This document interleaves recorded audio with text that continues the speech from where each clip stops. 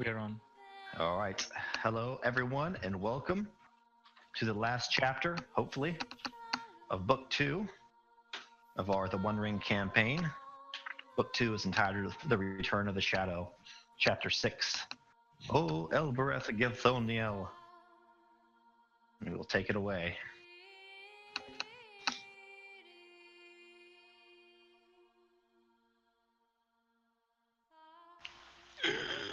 What?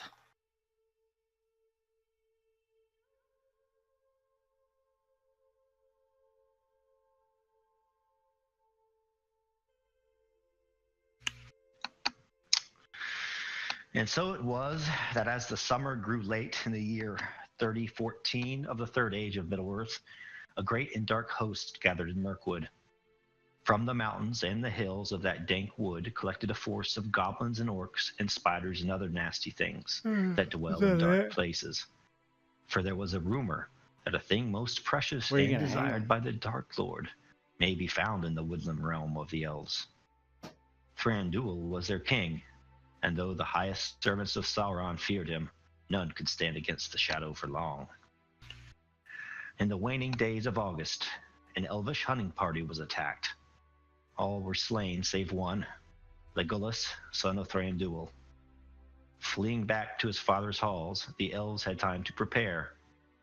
When the onslaught came, they staved it off, fighting side by side as rank after rank of ravenous wolves and spiders were turned back. It is rumored that a lone rider, clad in black and wielding fear and sorrow as a sword, stood in their rear ranks. He ushered the Dark Lord's minions forth, fearing the wrath of the elves himself. It was the near defeat of a great and swollen spider named Taller that broke the bloodlust of the enemy and sent them fleeing back into the wood from which they came. And it is said that in the end, Thranduil himself could be seen doing battle with the beast, his bright blade gleaming in the gloom, and his fair words ringing out for all to hear. Flee back to the darkness, spawn of Shelob. Flee back to the cracks and crevices from which you crawled. For the sun does not welcome the sight of you, and the webs you weave have failed. Go now, mend your wounds in the darkness, never to trouble this land again. After that battle, though, one queer thing happened. One of Thranduil's guards reported that a prisoner was missing. He had been freed amidst the clamor of battle. Then, crawling over the forest floor, rotten leaves pressed to his mottled flesh, you see a pitiful and cowering thing. He coughs and sputters and catches sounds in his throat. Call him! Call him! Where is he? Yes, I will find and squeeze him. Baggins, hobbits, Shire.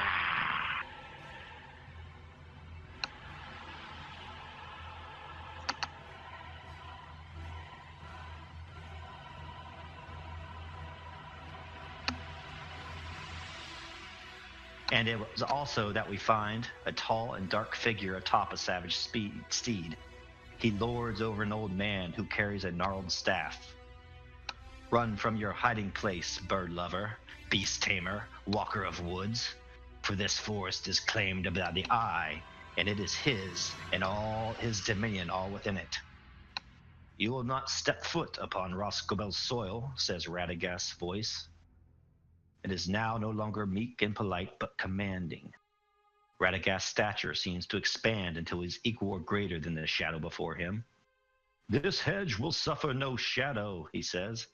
Grown from the vines and leaves of living things, it is not hewn and ripped from the ground by slaves and mindless machines, as is your master's wont. Nay, I, Radagast the Brown, I of a great and powerful council, I say you have no power here while the Valar still dwell in the west and the eternal fire of Iluvatar brightens the cosmos.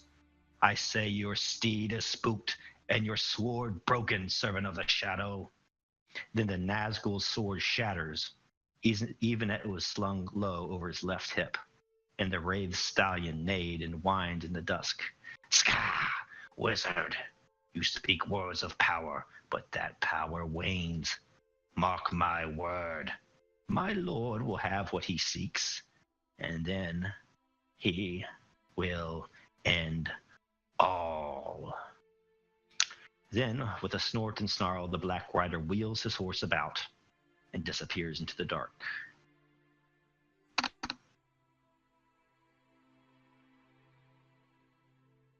Now we're back in the current time.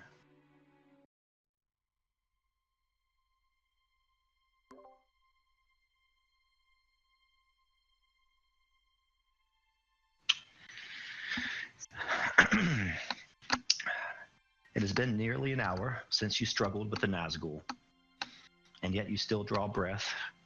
Here on the side of the mountain, the sun shines overhead, and it may seem that a warm glow fills your spirits and your minds. For two have joined you that are great and wise beyond and subtle in their magics, powerful beyond nearly all beings in Middle-earth, or at least it may seem to you, are Glorfindel and Gandalf. The elf you've likely met before, and his fair face brings peace to your hearts, for you know that you're safe wherever his keen blade can be found. The visage of venerable Gandalf, however, may be somewhat stranger. The old man dismounts from his dapple-gray horse. He wears a long and flowing robe of pale blue. It looks weather-beaten, slate color from its long years of use. In his right hand he carries a wooden staff and uses it to aid in his walking, though for some reason you suspect that this old man, should it come to it, is not so frail or weak. Most fortunate, most fortunate! It is a happy day when we chance upon those brave enough to face the most powerful of the Dark Lord's servants. But it may also be that you are just foolish. You are not Elendil, Eravul, Summon of Erevel, though his spark may still live in your heart. You are not Turin, Mithrandir, nay, that sad man of old did not have so many years upon his brow as you. Then Gandalf looks to the dwarves and the hobbit. And you, though your spirits may be willing, no steel of Durin's folk will lay low this shadow spawn. And I say to you all, next time a rider in black comes before you, flee. Fly like the wind and seek safety, for the malice of the Nazgul will give no quarter. Then Gandalf seems to calm down a little bit, and he stops his beratement. He kind of huffs, and his beard just flies up in his face. Glorfindel simply stands by, a quiet smile on his face. The elf sheaths his sword, and its gleaming light is dimmed. Shing! And Gandalf continues. No matter. You are safe.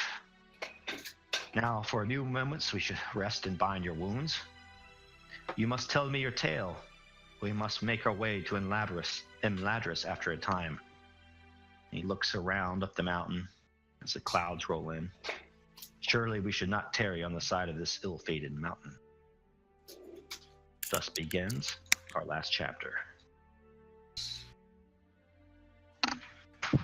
Gandalf kind of looks at all of you, and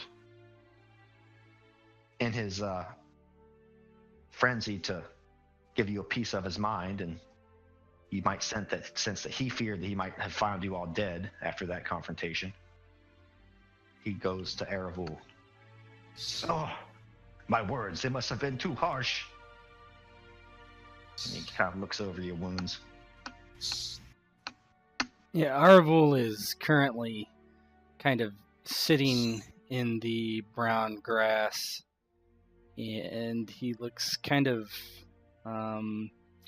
what's the word I'm looking for? It looks kind of lost in thought, or perhaps confused slightly.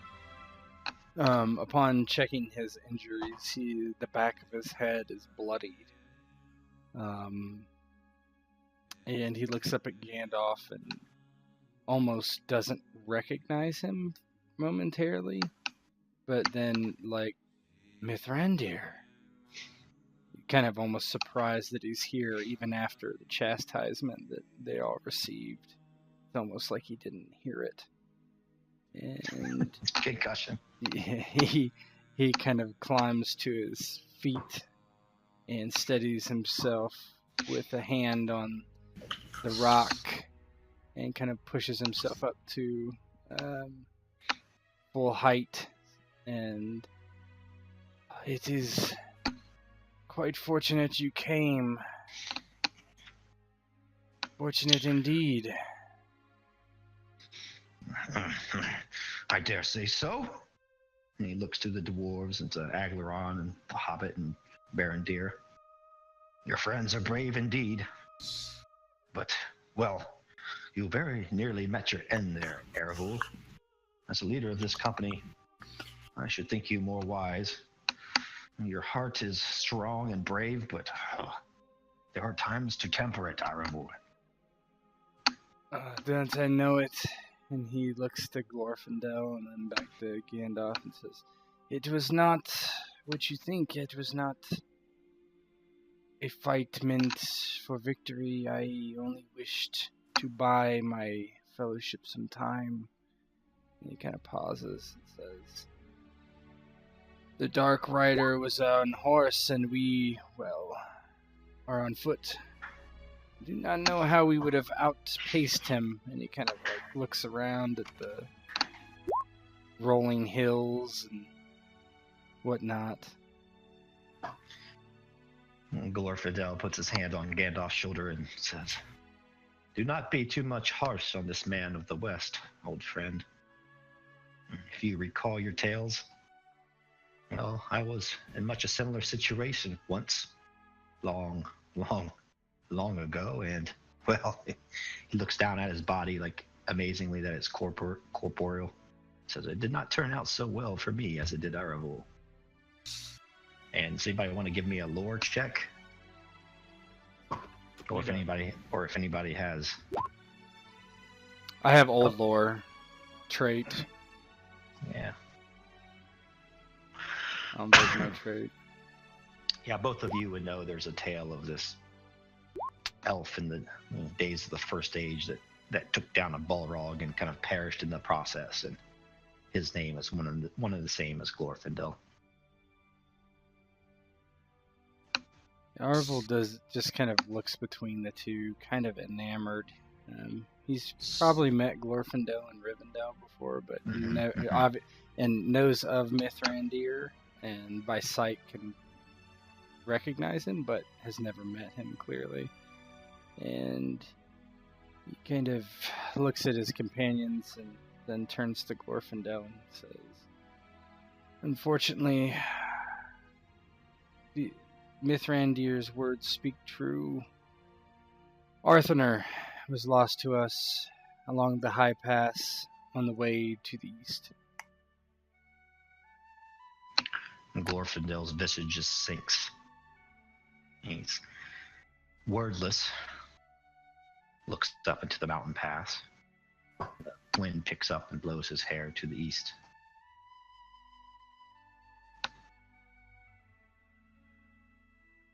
He just How did brave Arthur meet his end? On the high pass, we were assaulted by dozens, if not more, of goblins. We stood to face them while we fled. And he leaves out the part that it was likely foolish. Simply says, "He will be missed by our fellowship." Glorfindel says, I see. Well, that seems to be the theme of this evening. Sacrifice. I suppose we all face that situation when the time comes to it. Those of us who have many years may face it more than once. And he gives a little chuckle. With that, Vidar kind of, he's been, storing his equipment and getting it all prepared and put back in place, and kind of giving short little glances up at the two. But when Glorfindel mentions sacrifice, Vidar, he says, "Aye, and sacrifice he did. If it weren't for him, I don't think any of us would have made it out of there. He saved all our lives. We owe it to him. It was not for loss, and his death was not for naught. We're here now, and we continue our journey, and we have him to thank for that." Tell that to his family and his friends. He was a good elf. And he stood for something. He fought against the shadow. And that others persist to fight because of him. In all my years and all my travels, you dwarfs never seem to amaze me. Always something new to uncover. Your words are both kind and wise, Vidar, son of Godar. And no doubt Arthanur is taking great pride in the halls of Mandos to have such a friend as yourself. And the rest of your companions indeed. Looks at Barandir, a warrior, a halfling, stout heart and great spirit. One of my kin from the woods to the east. Dwarfs and this other dwarf? Looks to Grimoire. And as Either you taking a big swig of alcohol. Is either you've found a companion or I've solved the mystery of why there are no dwarf women.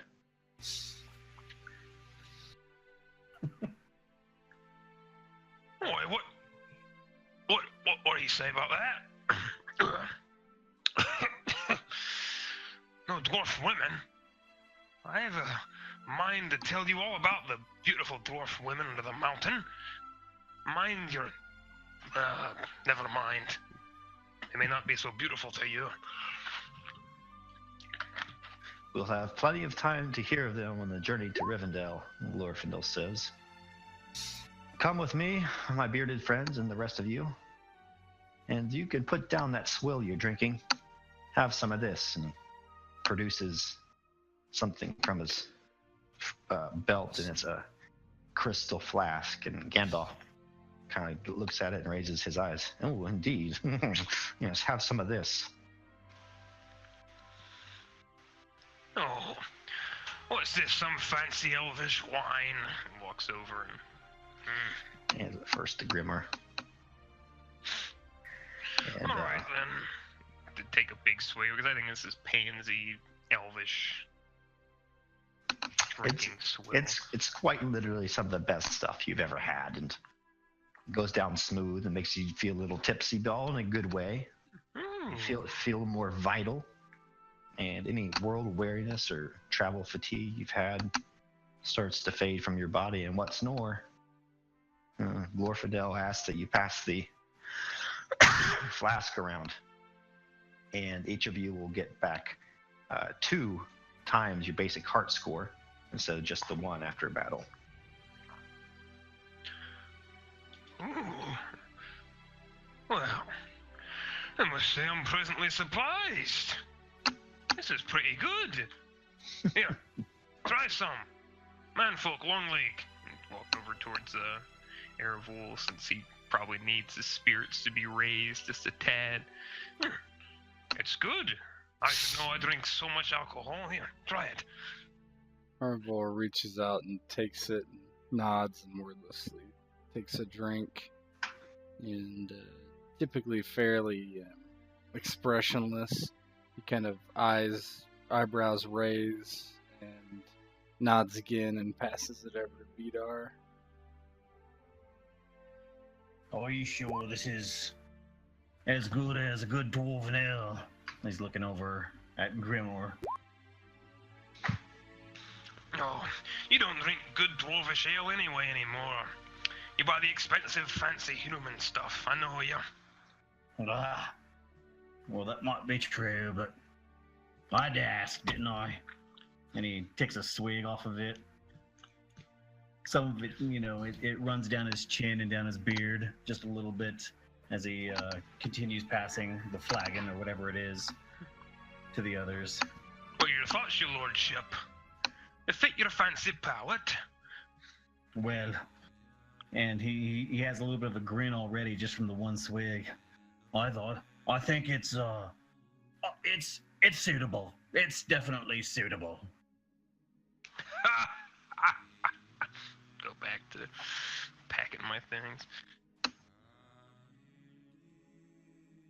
Eravul looks to Goody and says, Goody, please try it. I believe it's Miravor. I've never had it before. There is a market change in Goody's bearing. He shakes his head and says, "Thank you for the offering, I love you, but I think I'm all right." And kind of takes a couple of steps back. Doesn't say much. Glorfindel kind of casts a sidelong glance at Gandalf.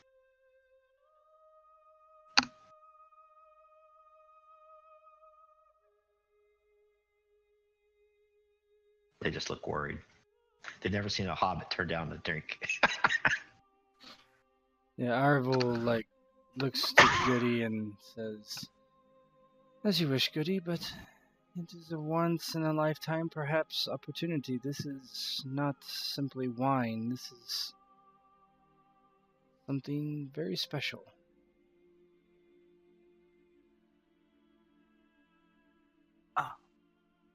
Maybe later, I review. Maybe later. Aye, he's had all the good dwarven mead from last night. He doesn't want to overdo it, do you, little hobbit? I tell you what, my little friend, Gandalf says. Let the elf and Mithrandir here have a little bit of this, and I'll tell you what, we'll put a cork in it, keep the rest. Perhaps you and Bilbo can have a sip over a warm fire when we get back to Rivendell. Trying to cheer Goodwill up a little bit. If I recall, with those words, you'll actually, Gandalf would actually see Goody's face turn even more sad and downtrodden, even downcast.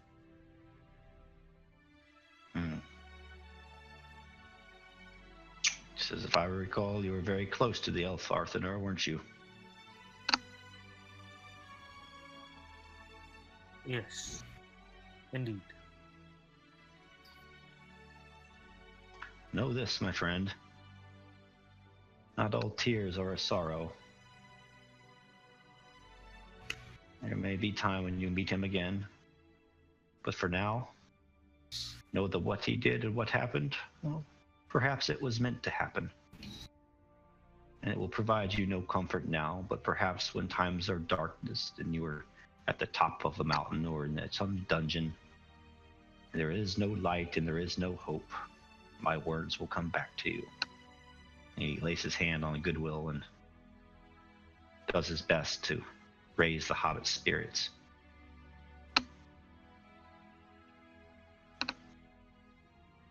Goodwill forces a smile on his face and nods his head, not really realizing the wisdom in those words, but there is lots of thoughts running through his head. You can clearly see it on his face.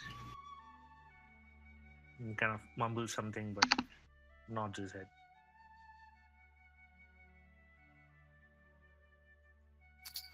Well, I know at least you, man of Gondor, won't turn down some of this stuff. So drink up. We should soon be on our way. Night will fall soon. And I mean to travel through the night, for no creatures of the dark dare confront us in our power. Mithrandir kind of looks a little... He's still in shock and disbelief that they even showed up when the horn was blown. It's apparent in his face. He's grateful, but at the same time, he's just kind of bewildered.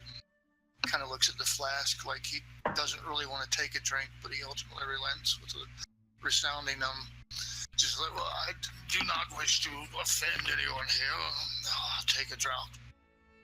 Take a sip. Like, by the stars. This is most excellent indeed. I already feel life renewing into me. My knee doesn't even hurt for once. Oh. I'll give it back here, not too much.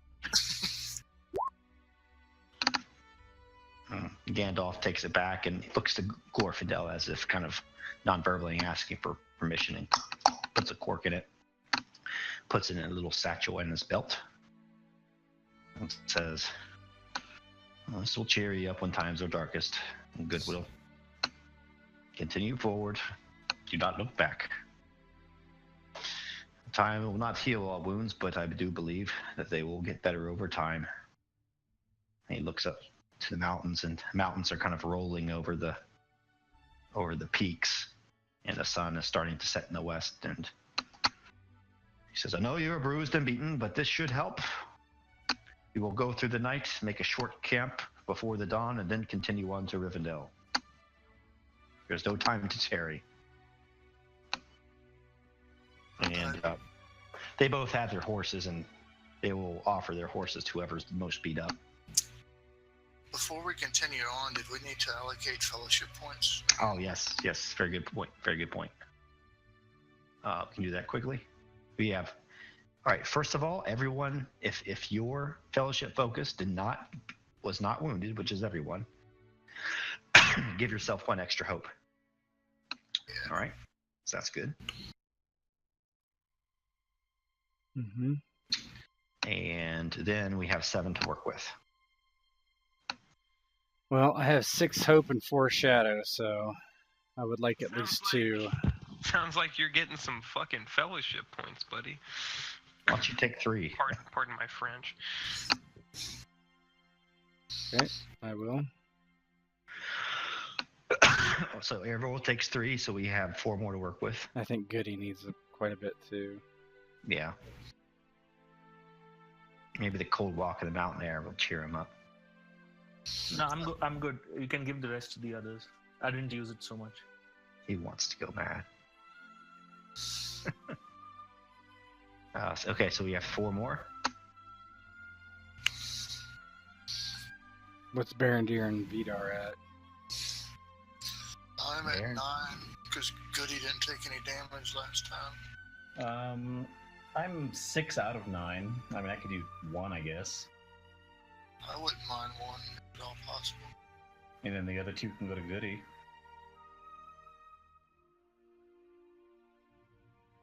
Oh no, I'm good. You guys should take it. Goody. Can you guys hear me? Yeah. Yeah. You guys can take it. I'm good. Yeah. How many do you got, out of curiosity? I could figure you probably got a ton. I got a ton. I just tend to keep it in case I need to get out of the jam. So, but you guys can take the additional 1 each. Take the 2. Well, you got 4 more to work with. You guys can each take 2 then. Yeah, take it. Yeah, I'm at Okay. 7 of 9. I'm good.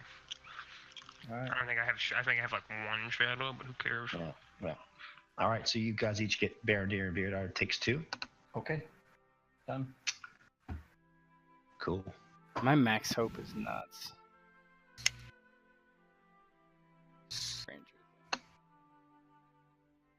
Not your current hope. It's 9 now. It's not too bad.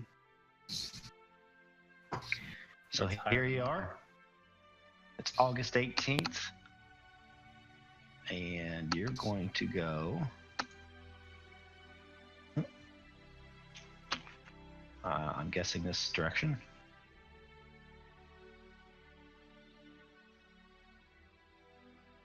Stay away from the mountains, is that correct?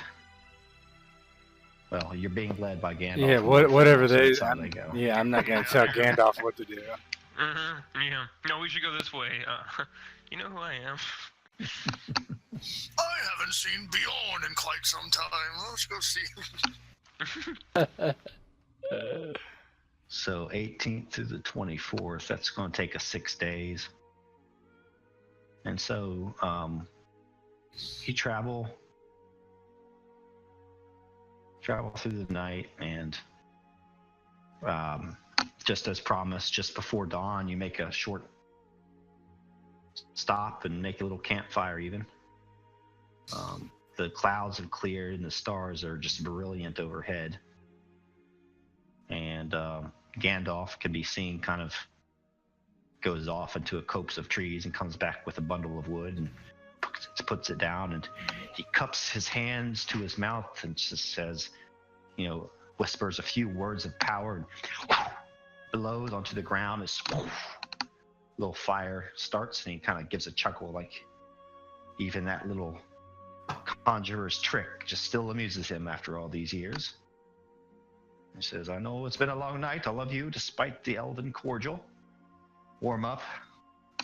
We'll be heading back out in a few hours.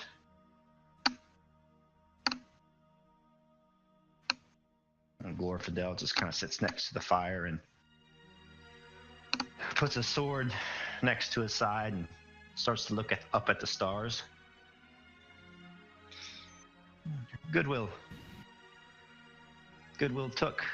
Come here, little hobbit. I've heard much about you from Bilbo, who is revered among the hobbits, and over these past years from your friend Arthanar, who is now passed, but I believe still looks on from Mandos. And who knows where he is now. He looks up at the stars. Come join me. Tell me what you see in the heavens. Goodwill walks over, sits down, stares up at the sky. Tonight it's not so clear as it used to be. I'm getting closer to home now after a long journey. Maybe for once in a long while that I can remember, have a moment to think again. That's all of us really want, isn't it? Yes, it is true. That's what we want to think. Sometimes when events have passed and life's been a blur, one does not have the luxury, and maybe that is for the best.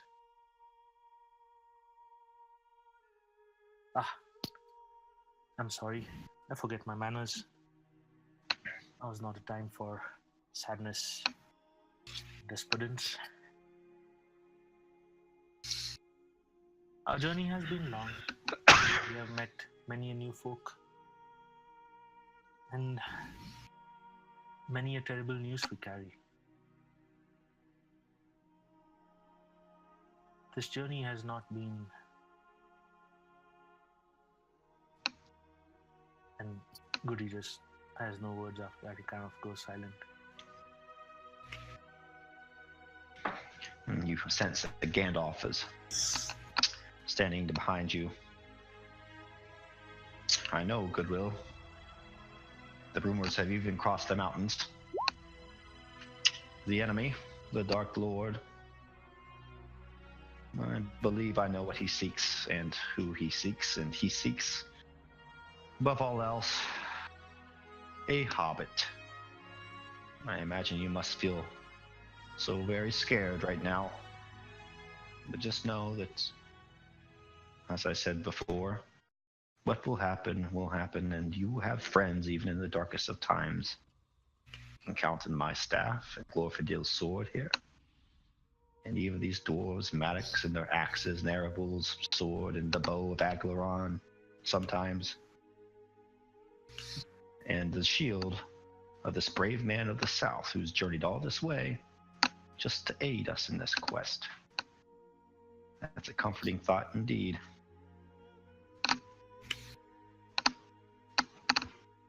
Indeed it is. And there is no doubt in their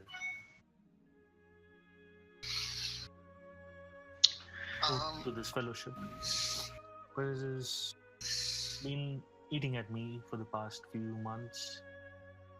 How everyone has to protect the little ones. Maybe one day I would like to hear a story where somebody who's little did something great, achieved something without the help of the big folk. Maybe one day. Gandalf smiles as Mithrandir starts to speak, and he sits on Goodwill's left-hand side. And the old man warms his hands against the fire. Yeah, I was gonna ask a question too, because I had an idea for something, if it was feasible. Ghost already asked. She's trying to carve a couple wooden dolls or whatever. Is this travel going to give us a chance to try and get rid of the temporary shadow if we have it? Temporary shadow? Yeah. I think that's only in sanctuaries. Yeah, that'd be for a fellowship phase, but this trip there, plus time in Rivendell is all going to meld together. I'm not doing travel checks since you're with these two ballers. Well, So yeah. I'll try to set the precedent with it by basically trying to inspire everything, or set the foundation groundwork for it. Basically, I don't like to hear such a sad and down emo hobbit. I'll just be like listening to all the gloom and stuff, and then I'll actually wait for the right moment to interject. And he says, Arsenal, if memory serves me correctly, by all means do correct me, Master Gandalf and Glorfindel. Says, I do believe that when an elf dies, they never truly die. Is that correct? Gandalf kind of makes little sigils in the sand with his staff and says, Man of Gondor, you are wise. Yes, your knowledge of this lore is true. It's from what I heard coming from my people, who are somewhat descended from elves, if memory serves me correctly. It seems that their spirits travel across the encircling sea to the halls of waiting. He says, if so, one might presume that Arthur himself is aboard a mighty ship sailing the oceans we so talked about, little hobbit. Just imagine the splendor and the wonder that he gets to witness traveling across those waters. I also hear tales that once you're in the halls of waiting, that the elves themselves manage to come back. He says, better, if you would, for better lack of words, perhaps his time was needed. Maybe the temperaments and his resentment towards us manfolk this flames brewed too hot and he needed time to rekindle them properly. Who knows, we should all perhaps meet him once again. In a much better mood. Glorfindel answers, yes, his Arthur could be quite dour, although in the end it sounds that his heart was true. You're correct, Mithrandir. For in the west still dwell the Valar, and those of my kin who never sailed west to Middle-earth. And then Glorfindel looks up towards the stars and begins to recite an elvish poem about the time over the sea. Elbereth Gilthoniel,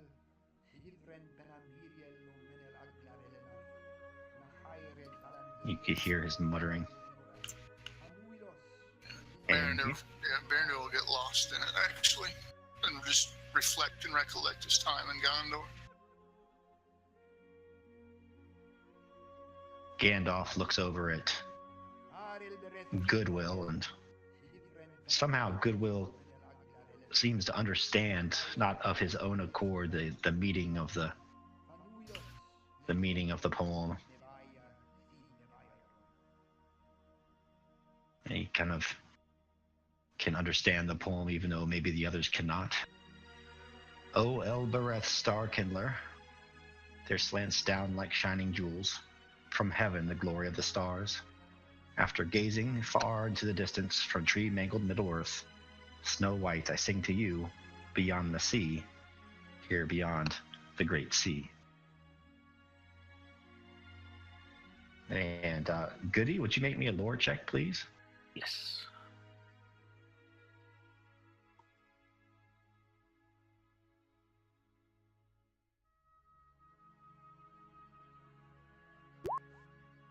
I'm gonna hope it.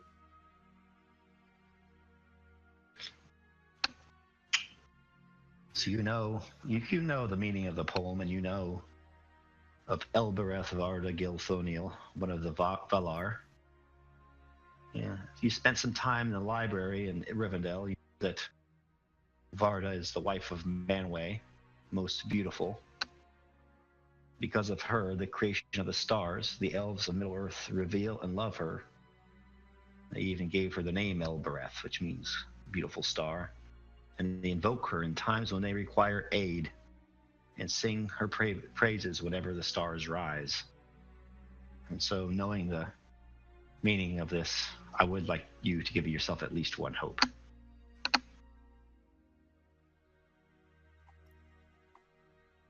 Goody says, "It is a beautiful poem indeed, Glorfindel. And if what you say is true, Berendir, then indeed I look forward to it. Once all this is said and done, we get a chance to sail that cerulean blue sea you talked about. Maybe then we can meet Athanar again." I do believe I'd very much like that. Not just a chance to see the sea, but spend time amongst people I prefer to call friends. Seems that I've made quite a few as of recent. Much better than stuffy old trading grounds I was in. Makes the heart feel young again.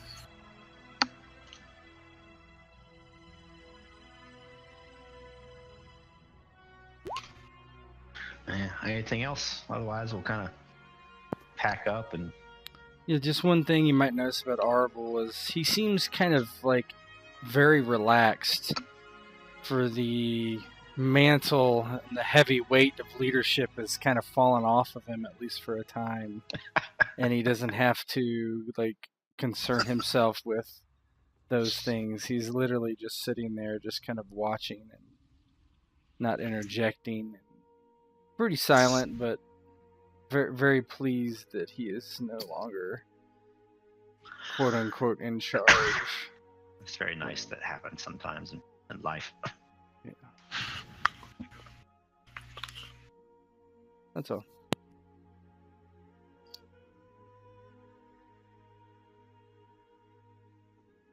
Aglaron is silent. I'm shot. He tries to throw his garbage in the can, but misses. And so the other 5 days pass without much event. It's getting to be in late August, and in the higher elevations, the trees have already started to turn. The bottoms of their leaves are red and gold and orange, and some of them are even starting to fall. As you descend down towards the Rivendell Valley, however, things become more green and lush. As you get closer and closer to Rivendell, it's almost as if time hasn't even passed. There's deer in the field, and they look up and see you and sprint away. Overhead, you see starlings flocking, and you cross babbling brooks that come down from the Misty Mountains, and the water is simply pristine and ice cold. And as you wet your face in it, you just feel it rejuvenated, and you're very, very glad to get out of the field. And then one day, you climb a winding path up a mountainside, and eventually, it's around just before dinner time, you crest and again look into the very happy valley of Rivendell, of Imladris.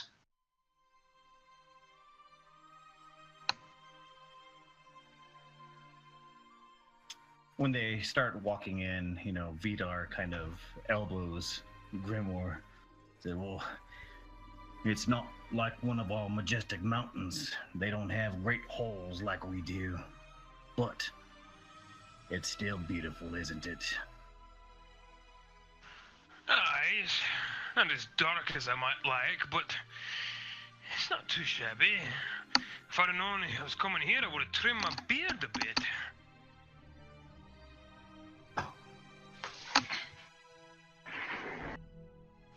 You walk down the path, and there's several switchbacks as it goes from side to side. Over this time frame, your bruises have started to heal, but you're still pretty banged up. And it's very clear that as you see the stable hands and pass off Gandalf's and Glorfindel's horses to them, that there's quite a contrast between the garb of the elves in Imladris and what you're wearing. Your hair is greasy, and your faces are smeared with soil and soot.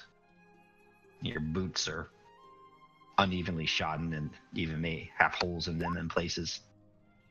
And your joints ache. And as you go closer into the valley, though, these aches start to fall away from you, and maybe you don't have as much of a care of what you look like.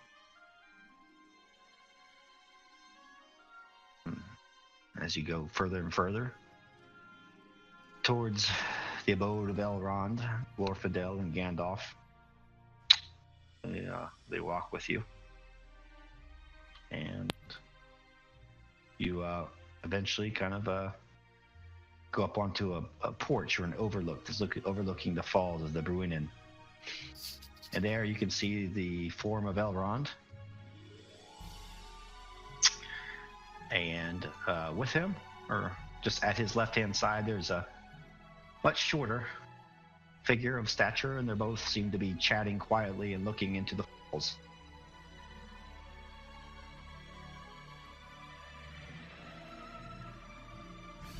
Elrond turns. Gandalf, Glorfindel, and the company of the Kingsfell, you have returned. And he overlooks you and says, although it pains me to see that you have returned, not the same company as you departed. I will hear this sad tale in time, but for now, I bid you rest. Draw a bath, take some food, some shelter. On the morrow, I would like your report. For rumors have reached me of what occurs in the east, but it would be a fool to trust every rumor and every whispering that comes my way. But the words of Erebul, son of Arafel, of Vidar, of Aglaron, Goodwill, and Mithrandir, these words I trust wholeheartedly. And it may perhaps be that I trust this new dwarf as well, if I meet him in time. Who is this you bring with you, Vidar, son of Godar? Oi, Master Elrond. This here is Grimoire. I fought with him back at the War of Five Armies, the Battle of Five Armies. He's a good dwarf. He stood tall and he fought hard. And he has joined us and again continues to fight. Fighting against the shadow. He is a dwarf you can trust. I fought hard until the troll fell on top of me, but I'm still in one piece. Elrond smiles. Your people are a stout folk, Vidar, son of Godar. I doubt that Grimoire is no different. Legs of steel, I'm sure he has. And a head of block. I have the hardest hit in me whole clan. What a compliment from this elf. Sorry, this lord. Pardon. Bilbo turns around and says, Goody! It's you! And he runs towards Goodwill and clasps him. And the first thing he notices, though, is just that this rambunctious and peppy hobbit that left Rivendell so many months before is not the same one who's returned. Oh, goody. I sense sadness on you. This is what happens. So what happens when you go off into the wild? You don't return the same. You are right, Bilbo. You are right. The sense of adventure, once it has passed, and the facade removed, you see for what the world truly is. Place of happiness and sadness, isn't it? Indeed it is, Goodwill. It seems you've gained no small measure of wisdom on your journeys either. But I would like to speak with you more about it, perhaps over some wine, some ale, some cakes, some butter, some bread, a few pies, 2 pieces of mutton, and perhaps a short cake afterwards. And then what about lunch? Ow. I see there is some still small spark within you still. Yes. He takes Goody's shoulders and leads him off into the house and starts telling him all about the Red Book of Westmarch. And he's been hard at work in writing and trying to get right his adventures with these dwarves. And he tells Goody about how you know, your company you travel with is not so different than those dwarves he was with. You should trust him with his life, and you should never take them lightly. And so Elrond kind of bids everybody to retire into the house and take a meal. And Gandalf and Glorfindel seem to be willing to do that.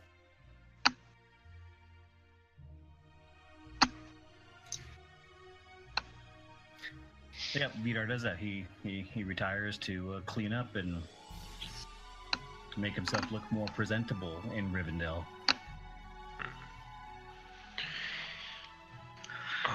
We're probably just gonna shed the armor, go to sleep, maybe change clothes for once in the last couple days. Goody's going to retire to his room that he has in the house of Lord Elrond. He's going to take a long bath and ponder what has occurred these past few days, and eventually change into some clean clothes after a long time and sleep in his nice soft bed. Falls into a deep, peaceful sleep. One he has not known in a long time. Berendor will kind of elbow Erebor, like, Liege, I'd say we take Master Elrond's advice into consideration. A cool, refreshing, long soak will do us both good. Then the way too, I can check to make sure that your injuries have healed properly. Erebor just shakes his head and says, we are in Rivendell. It won't be long before I am better. At full strength, no doubt. And he nods to Berendir and clasps him on the shoulder. Go, rest. I should do the same. Lord Elrond would want us to speak to him in the morn. I think I will find a babbling brook. There's one I know of. And he kind of gives another nod and departs himself to get cleaned up and then pass out. As you wish, my liege, but I myself, I'm going to take his hospitality up and take that bath.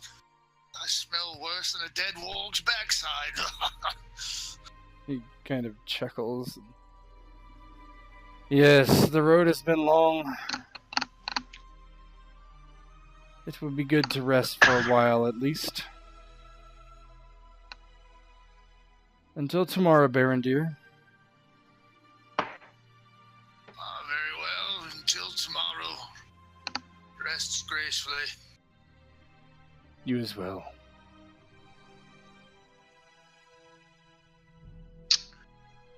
And that first night of peaceful sleep, everyone gets endurance, 2 endurance plus your basic heart score.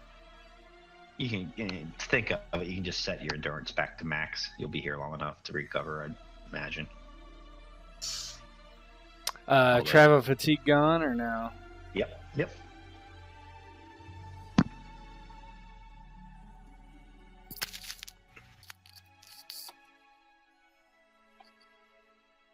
And that next morning, Bilbo, Goodwill, are you sleeping in? Yes, Goodwill is going to be... How late are you sleeping? Even late for a hobbit? Pretty late for a hobbit. Like noon? Noon, yes. I think that would be good. Okay. So around about noontime, you feel a tickle at your nose. I got you. Oh, goodness. I used to do that to my nephew. And Bilbo is with you and has his little quill. The feather from his quill, the plume, is just tickling under your nose. Bilbo. Can't let a hobbit sleep in peace, can you? I let you sleep in peace? From my reckoning, you've been sleeping for 12 hours. Come now. I have all the cakes, all the butter, everything ready to go downstairs. What you need is a nice meal. Past noon. Past noon? And then Goodwill starts running around the room, getting dressed. Has Lord Elrond taken counsel yet? Lord Elrond does not sleep. He takes counsel 24 hours a day. Every day of the week, every month of the year. No, I no, think no, he Bilbo, came you're to not speak getting the what I'm wise. saying. Did he speak to Aravul and the rest of the Fellowship? Well, that's no concern of mine. Goody, we are just hobbits. Just no affairs of ours. No, no, no, Bilbo, that is not true. It is I not say true. just not to get caught up in that dastardly stuff. Yes, that may be so, Bilbo, but hobbits are being hunted, Bilbo. Hunted. Yes. I need to speak to Lord Elrond with the rest of them. And Bilbo starts running out of the room. I'm coming after you. Blasted. Come along then. Blasted Tookish blood, he's muttering to himself. Something about took and took. And about you having doubly Tookish blood. And so it's noon. So have the rest of you started your meeting with Elrond? I would just wait until everybody was ready, but I would not go and wake up Goodwill, so... Yeah. I'm probably eating as we're waiting at the table or wherever we're at. Yeah, I'd be walking out all primed and proper looking, complimenting the elves. It would be like smelling my forearms and stuff. But, yeah, I must say, these elves have an excellent selection of glory. Most delectable to the senses. Sindarin for soap, so... So, Elrond's chambers, he has an outdoor veranda on these nice days, which every day is a nice day in Rivendell. It's a veranda that opens up, and there's carved banisters and wood in the shape of trees and flowers and branches that intertwine up into the roof of the thing that shelters from any pleasant rainfall that could happen. And it's set off of a very large library that's like 3 stories tall, filled with volumes bound in silver and blue and black and brown. And you find Elrond, Glorfindel, Gandalf there, perhaps the dwarves and Aravul. Mithrandir's walking in. Aglaron is there as the hobbits run in as well. And the table is set with many plates of there's some kinds of bread and pastries. There are lots of fresh fruit. There is some smoked salmon and cheeses there. Goody comes rushing in. He kind of like almost comes skidding in. His shirt is like half tucked in, half of it is out, the other half is tucked in. His jacket's all crooked, hair all like not combed, it's all ruffled and the worst kind of bed hair, and he comes rushing in. Did I miss the meeting? Have you already discussed what has happened? Arvel is seated and kind of turns expectantly and looks at Goodwill rush in, and he just shakes his head. No, Goody, you're fine. We're waiting for Lord Elrond. That is good. I'm sorry for being late. I had the most wonderful sleep. Yes, this is Rivendell. All your hurts are healed. All your worries are taken away, at least for a time. And Arvel kind of noticed that he looks a little different. He's got his hair kind of pulled back. It's been growing longer and longer, and it's pulled back and tied behind his head at this point. And he's got his first shave that he's had since probably leaving the hamlet to go down to Tyrant's Hill. And he looks every bit the prince that he is currently, wearing his a kind of a fancy leather jerkin with a silver brooch of his family's crest, which is you have that really sweet thing you found too. You have that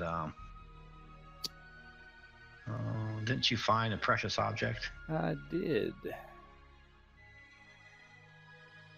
I don't think you put it on your sheet. You put it on there. It's Where'd you put it? I thought you put it on there. Oh, here it is. A circlet. Circlet of likely dwarven make. It's a fine silver link interspersed with sparkling crystal and rune charms. Of ancient lineage, it's possible this was forged as a gift in the days of Beleriand, when dwarves and elves were on friendly terms. A circlet as in a crownish type thing? Yeah, I think you could do that, or maybe even wear it on your belt, or is whatever look would be cool for your character. Yeah, I don't think I'd wear it on my head. Yeah. But he doesn't have that perhaps right now. Maybe it's like a, I don't know. I don't know what makes sense, but anyway, he looks very different. He looks like full regal regalia type of mode, right? But he doesn't. He just kind of like watches Goody expectantly. Here, have lunch. Indeed. Look at all this food. And he starts taking like cakes and then with one hand and then bread with the other, just stuffing his face, smoked salmon.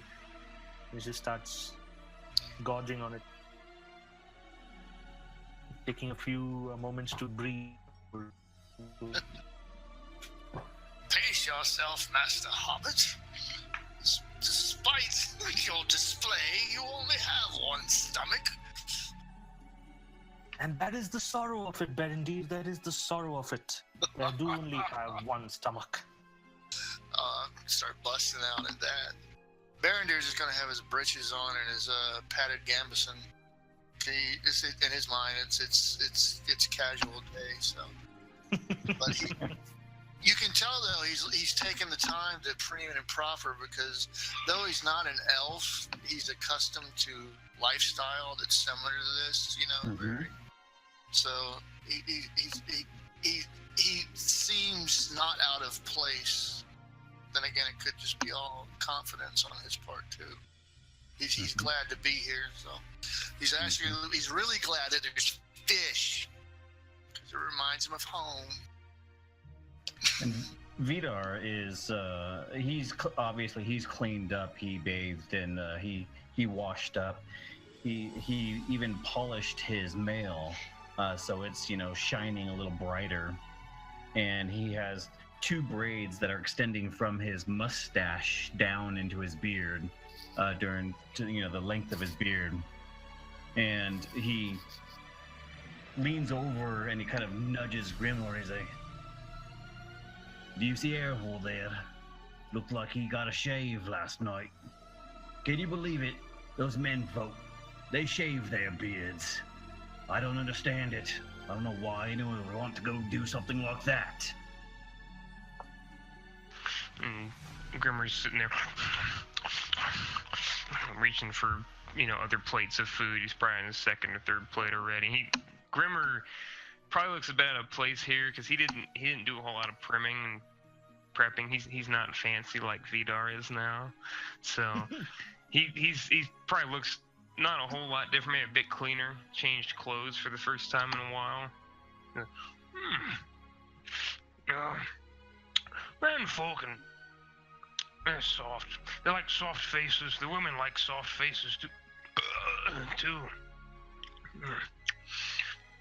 Not everyone can be as stone-hard as dwarves, Vidar, but even you, he looks at you. What is this? And he's pointing at your whole mustache thing you got going on. I don't see many dwarf and noble lords do that for themselves. I think you're picking up a few traits from being around these menfolk trimming your facial hair. Well, at least it's still there on my face where it belongs. Not for much longer if you keep doing that.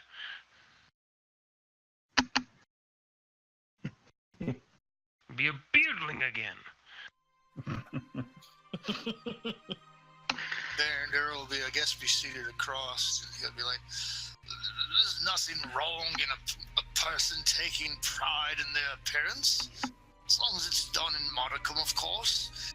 And he'll lean over and brush a couple of food debris out of Grimmer's beard. He goes, "Besides," says, "no one wants rats up in their beards." Rat?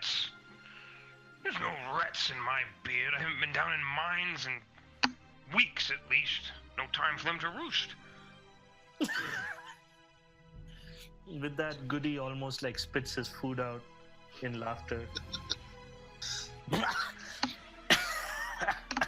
Grimur. Be kind with your words. I almost choked on that cake right there.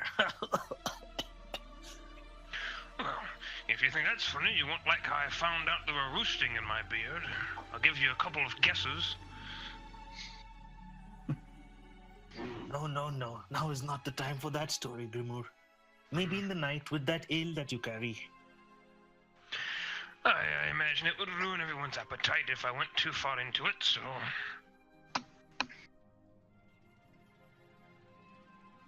Yes, let us save the camaraderie for campfires and more suited times.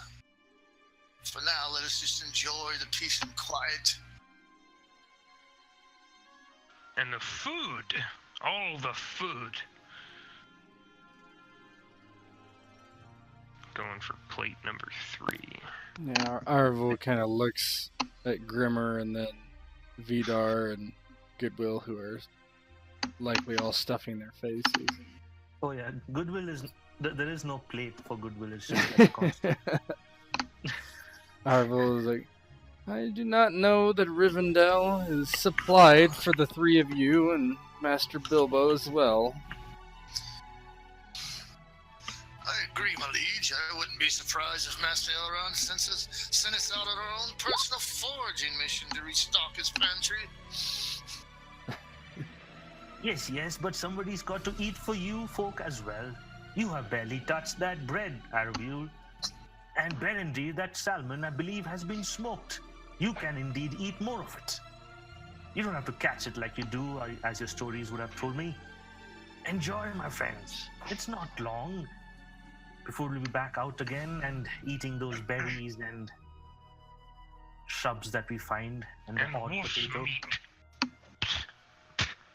Ugh, Yes. mangy mutts. It doesn't even cook well. Oh, how I've tried. Stew, roast it, salt it. It just doesn't work. Arvel he's got a smile on his face. Only He's good. satisfying part of the wolf is when you kill it. Yeah, he just kind of pinches his bridge of his nose and like shakes his head. Darren will be stabbing at his plate with a two-tine torque.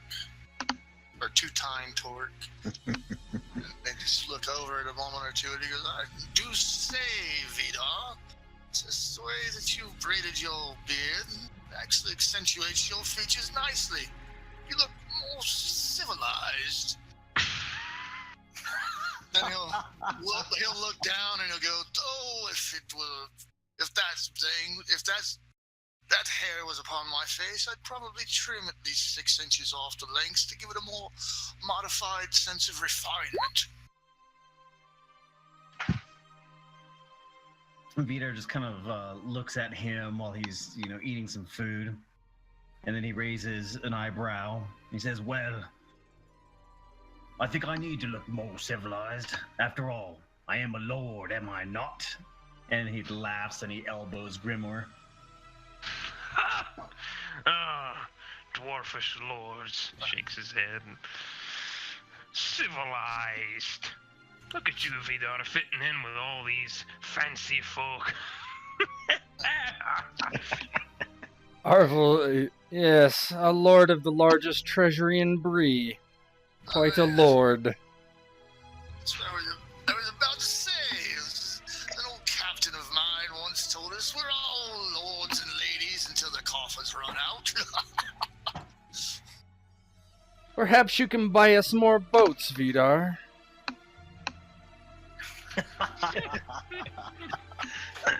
Crack on. Can All you right. add that to our report, our review, when you talked to Lord Elrond and how we spent for the boat? Arvel kind of gives a sidelong glance. I don't think so. I think we'll leave that alone. Nay, our personal expenses. There's nothing more, no concern of his. He has more pressing issues at hand. He looks kind of confused at why we're even trying to make a joke. He just doesn't get it. Aye. Not like Vidar can't afford to replace a few losses here and there anyway. He probably has 3 mountains, 4 holds, and 5 or 6 mining clans under his thumb. His Under my soft thumb. Oh, I would push no dwarf down into my thumb. But in any case, look, is this Lord Elrond coming? Arvel looks up. No, I don't think so. Indeed it is. Just kidding. As he says that, there's a spiral staircase nearby coming down from the second floor of the library. Elrond comes, and he does have a circlet upon his brow and is wearing a long silver cloak. It's a robe. It's kind of cloven up the middle and laced together. And instead of a frown and stern look on his face, he says something like, "Eat as much as you would like. The River Bruinen seems to give us all the fish we can handle, and it seems to sense when dwarves and hobbits are nearby and triples our supply of salmon." Gives a laugh. And dwarf voices, well, they seem to carry even up to the 3rd story of this very library, so your secrets are safe with me, and I know about the boats. And he gives Vidar a wink. But now it's time for more serious matters. You can continue to eat, for your spirits may need to be lifted, for I'm sure some of this news is quite dark. And he looks over to Gandalf and Glorfindel, and both of them nod somberly. Gandalf actually does have a few crumbs in his beard, and he wipes them away, trying to look wizardly, as he is. So, how shall we begin? I've heard whispers and rumors of the East. Erebor, I suppose I should start with you. What have you found of the Dark Lord's activities? Of the Dark Lord's activities, it is clear he is scouring the Wilderlands for hobbits. Undoubtedly. As to why, I could not say, but most certainly the 9 ride, as we had seen, even on the west of the Misties. And Gandalf and Glorfindel look at each other, then they look to Elrond, they give a nod. At least one, likely more, for they seldom travel alone. We confirm Erebul's story, for they faced a Nazgul of the Dark Lord on the western slopes of the Misty Mountains just beyond the Redhorn Pass. Elrond says, "Oh, this is fell news indeed. Part of me has always hoped that you were over-exaggerating, Mithrandir, that your famed appetite for adventure, well, I hope that you had exaggerated the goings-on, but it seems that perhaps not. Do go on, Erebul, son of Arafel, for I would like to hear the rest of this tale, and then to hear what the others of your company may add to it." And Arvel kind of thinks for a moment, and he says,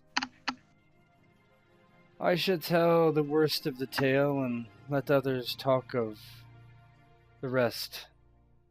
I would not wish to burden them with the sorrow that I will speak. As you know, we made our way through the High Pass, and on our descent we were accosted by many goblins. We attempted to flee, but he kind of thinks very carefully about what to say. Arthur stayed back to help our retreat, and eventually was overcome. I did not see the end, but can only surmise one outcome with the numbers of foes he faced. We fled into the valley below, in sorrow and pushed on to fulfill our mission. He kind of draws silent after that. Elrond looks at Erebol, and his eyes seem to search the soul's penetrating gaze of Grimoire and Vidar, Aglaron, Goodwill, and Berendir. I can see, son of Arafel, that though your words are few, your eyes tell more of the tale. The rapid breathing of the hobbit and the sloped shoulders of the others.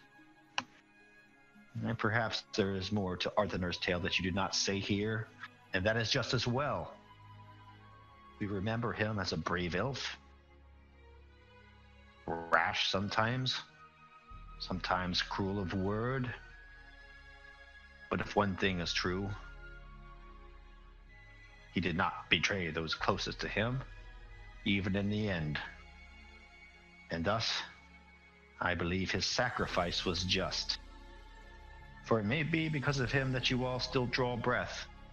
We will never know in its entirety. But for right now, we'll move on to other matters. Yes, you continue. What about the rumors of hobbits being sought along the Anduin River? Yes.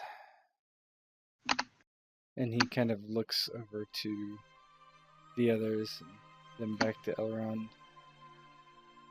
It is clear that the Nazgul were searching for hobbits. And when we had heard of this, we tried a ploy for a time as Goody interacting with others as my son. And he kind of gives a smirk. He is not the best actor, though. And he kind of chuckles slightly. No, Papa, I am not. Bilbo is just writing all this down in his book. And then Arafel, he looks between Goody and back to Elrond and says, either way, any hobbits east of the Misty Mountains are in great peril. Why they look for a hobbit, I could not say.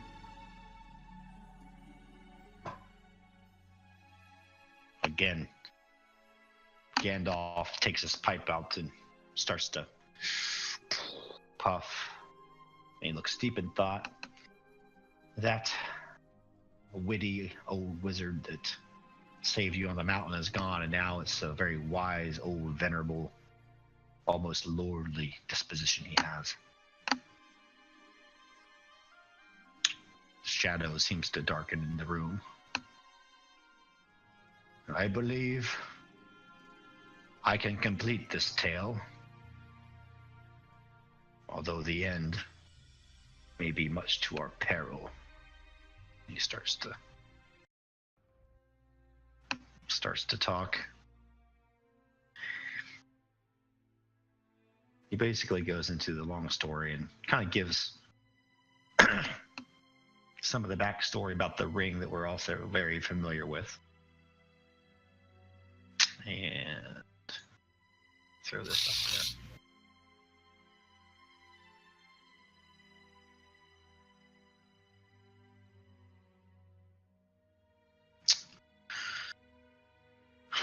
there. And so it was that the scene is set, as it has been set before. The fellowship has retired upstairs and met beneath the stars. Well, it's midday now. Upon Elrond's balcony. It overlooks the afternoon landscape, and brilliant sun streaks ripple on the water of the Bruinen, and shards of sunlight splinter on the glass panes of Rivendell's residencies. And as we rejoin the companions, Gandalf is telling a tale. And it's in mid-sentence when the kind of scene starts. And thus my suspicion was stoked, he says. The wizened wizard is near the balcony's rail, leaning on it gingerly as he speaks. There are many magic rings in Middle-earth, but that which had come to Bilbo, well, it seemed special. Certainly the invisibility the trinket bestowed was powerful enough, but the presence of the ring was enough to warp the minds, to fan the lust and deceive the mind of those that surround it. Witness Thorin and that nastiness upon the lonely mountain. And Bilbo looks up from his book they scribbling in, gives an enthusiastic nod. And Gandalf takes a puff of his pipe and blows up little blue smoke rings. The rings dance around the balcony, adding some merriment to what would otherwise be a very dreary story. The last straw was Bilbo himself, though a whimsical and sometimes petty hobbit. And then Bilbo looks up and bah! I had never known Bilbo's heart to be anything but stout. But the ring, it worked an evil on him too. He dared not part with it on his birthday. Precious, he called it. And thus I left for the halls of learning, and he looks to Mithrandir, in the southern realm of Gondor, to confirm my suspicions. He continues, months I delved, months spent up to my knees, nay, my waist, in old scrolls that fell to dust as soon as I opened them, until at last I found the key to it all. A forgotten scroll, scrawled in the hand of Isildur himself. Then he continues and kind of paraphrases what he read. The year 3434 of the Second Age. Here follows the account of Isildur, High King of Gondor, and the finding of the Ring of Power. And I quote, It has come to me, the One Ring. It shall be an heirloom of my kingdom. All those who follow in my bloodline shall be bound to its fate, for I shall risk no hurt to the ring. It is precious to me, though I buy it with a great pain. The markings upon the band begin to fade. The writing, which is at first as clear as red flame, has all but disappeared. A secret, now that only fire can tell. Then Gandalf looks up to the assembled guests. He rises from his seat. That settles it. I intend to visit the Shire. I intend to put that secret to the test. And Elrond looks at Gandalf and says, No, stop. You are wise, Mithrandir, but sometimes rash. I bid you stay and receive more counsel. There are those here who may know more. Very well. I'll tarry for a moment, but with the 9 abroad, we don't have a moment to spare. And he's about ready to leave.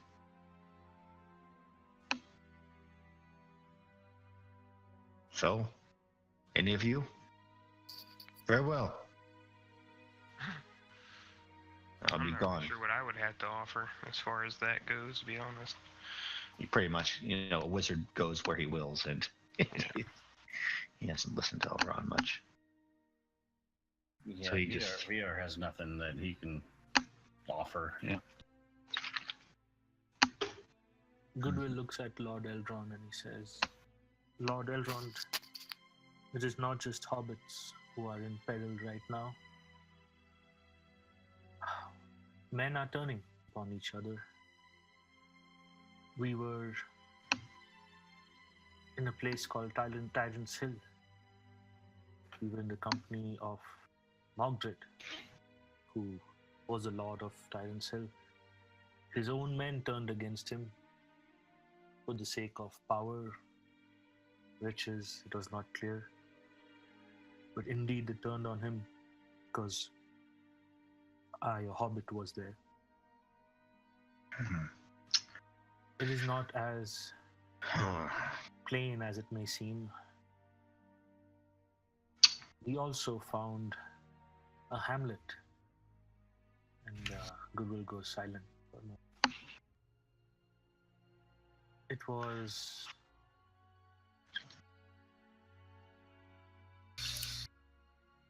destroyed. Every last man, woman, and child killed. The place burned to the ground. No. And it had a strange mark on it. The mark did not make much sense to me. I am not sure if Arabil recognized it. He may have.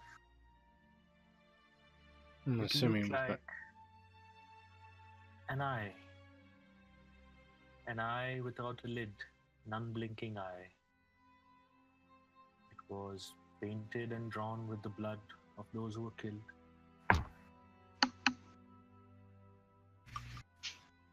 A great and lidless eye, wreathed in flame, Elrond says.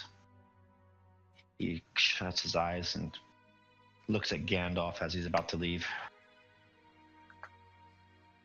I trust this halfling's words, and I know the heart of a hobbit.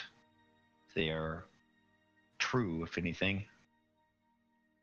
Go, Mithrandir, though I hope your mission is not a success, and this thing you seek is not the one ring which we all fear. You have my blessings as you speed down the east road. Arvel kind of looks sidelong. You are going to where? Where? Oh. And now the old Gandalf is back. Oh, that, Arafel, that's wizard's business. And you know what they say about that? He kind of takes his staff and good-naturedly kind of ribs you with it. Do not meddle into the affairs of wizards. You may be turned into a frog or something worse. Gandalf turns and goes. Kind of watches him go and kind of scratches his head, knowing where the east road goes. Right, like a little concerned by that. Looks back to Elrond and says, "These are dark times, my lord. What would you have us do?" I would have you rest and heal, not only your bodies, but looks at Goodwill. Rest and heal your hearts and minds, for in the coming days ahead, I feel that the former, or the latter, what was it, the former, latter? The latter may be more important than the former. And Bilbo says, Elrond speaks right. Come now, Goodwill. Now it's time to have second lunch. Yes, Take you that down to story the- did leave me a little hungry. Vidar kind of just nudges and leans over and nudges Grimoire a little bit. Do you think he really could turn someone into a frog? Speaking of Gandalf and his comment to Erebor. Oh, I certainly hope not. Ervo will be the biggest frog we've ever seen.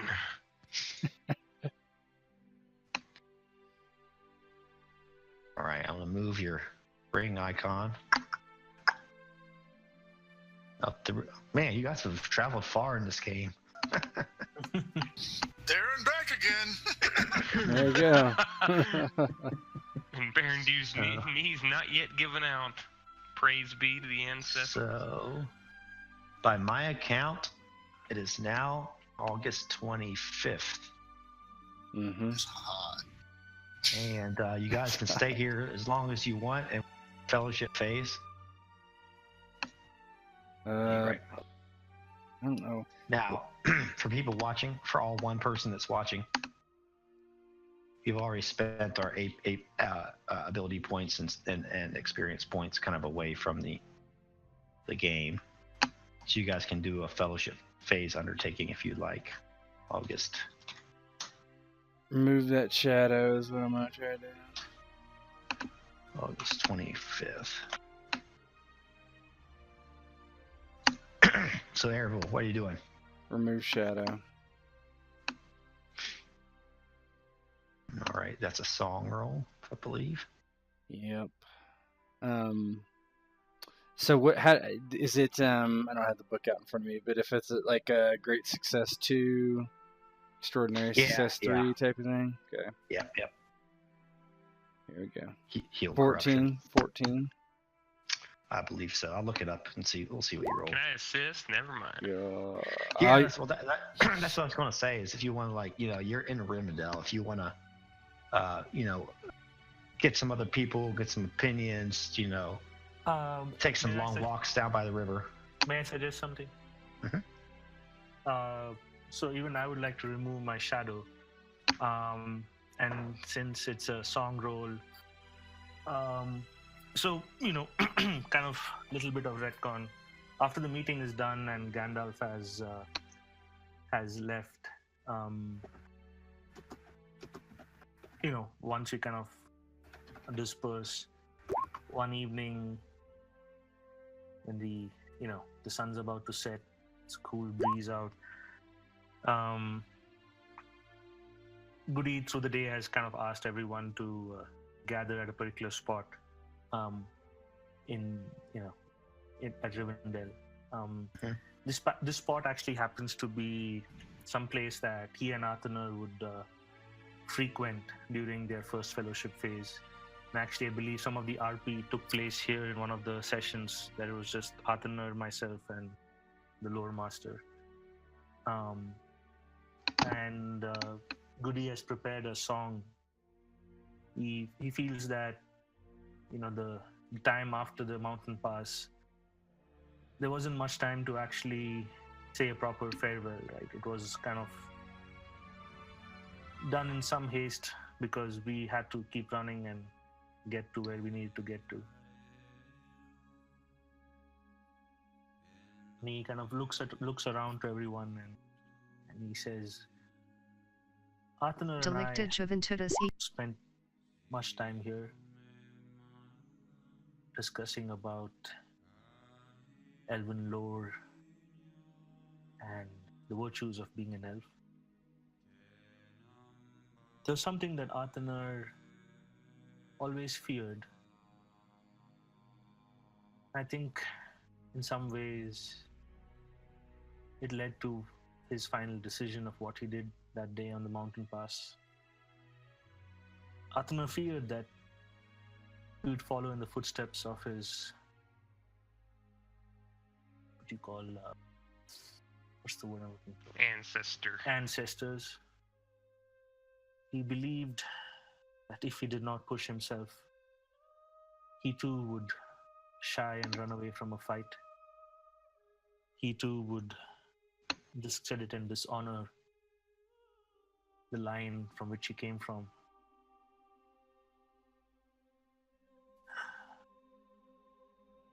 Though it is unfortunate that he never did such a thing when he was with us, and there was never a worry that he would do such a thing when he was. It wasn't clear why he would take such steps, try and prove ultimately that he was not what his ancestors were.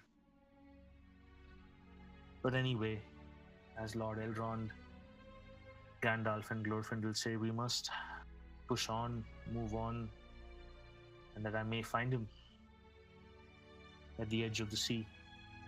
And he kind of gives a look and nod to Berendir when he says that. I have prepared something as a final parting to Arthur. And I think in some ways he did care for you, Aravul, though he had a hard time showing it. And as always, that was not because of his own thoughts, but again, the deeds of ancestors. The deeds of ancestors, I believe, ruled the mind of Arthur. Maybe this is the time for us to make that decision, that the deeds of our ancestors will not hold sway over us. It's our deeds and our deeds alone that will matter, and that will either make our names memorable or not. And then he kind of turns around and looks at the, I believe there was a river flowing at that seat where they were sitting. And he When into sorrow my poor soul sinks, and a sound of despair in my heart rings, I'm strongly pushed to do my best by a voice that says, there is still hope, you dare not rest. When chains of sorrow surround me well, when in myself I feel like I'm forced to face life with its tests, by a voice that says, there is still hope, you dare not rest. And I feel like crying aloud when all my worries rise like a cloud. I'm guarded safe like a bird in its nest by a voice that says, there's still hope, you dare not rest. And then he kind of turns around and looks at all of you like, individually. From all my fears, I'm now free. I'm good and strong, I could clearly see. And I can say that the voice I hear are the voices in front of me. There is still hope, you dare not rest. With hope and courage, I am full, because the voices that you, and he looks again at each one of you, who says that there is still hope, you dare not rest.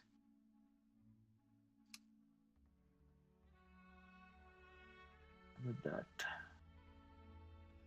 I hope that is my fellowship undertaking to kind of help us fully process the passing of Arthur from book 1 beginning to from book 2 beginning to book 2 end. Vidar's clenching his jaw, nodding his head, and he turns his head and kind of wipes the corner of his eye just a little bit.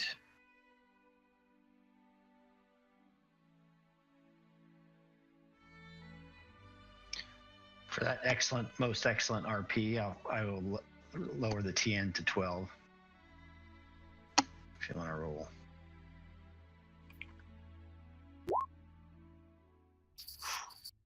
Yay. So you get back 2 hope. Or actually, I think you lower your shadow score as well. Yeah. Do I get to take all of it out? Oh, you lower it by 2. By 2. Okay, perfect. Yep. And could that have been an assist to Araviul as well, in some form or the other? Yeah, I'd say let's just give him a D6 to roll. That's such good RP.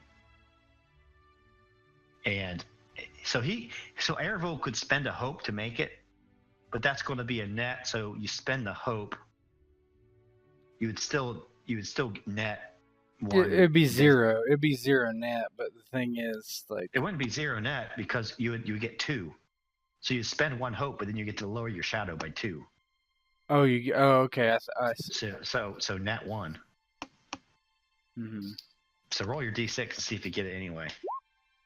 No! Yes! So lower your shadow by 2. Okay. So the way this looks is Araviul's kind of just like, Why can't it be as good as him? yeah. He has never been a particularly artistic person for the song. He has always enjoyed them, but never really was a singer. But he takes courage in Goody's song and just kind of nods and reaches out and grabs Goody by the shoulder and says, "From this day forward, from every day that I've known you, Goodwill, I am your friend. If loss comes to us, I will listen to your words to lift me up. Let me lift you up with mine. I will not leave you. I may not be able to sing. I may not be able to give you the song of a hobbit. But you will have my sword. You will have my heart. And he kind of just sits back down, roughly, kind of like spent emotionally.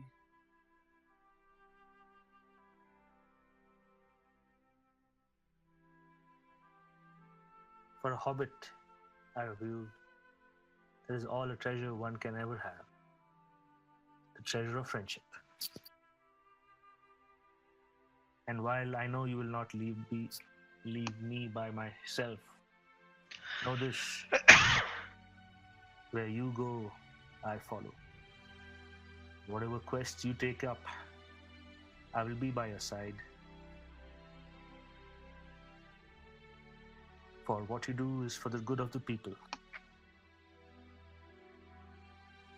And that is fine by me.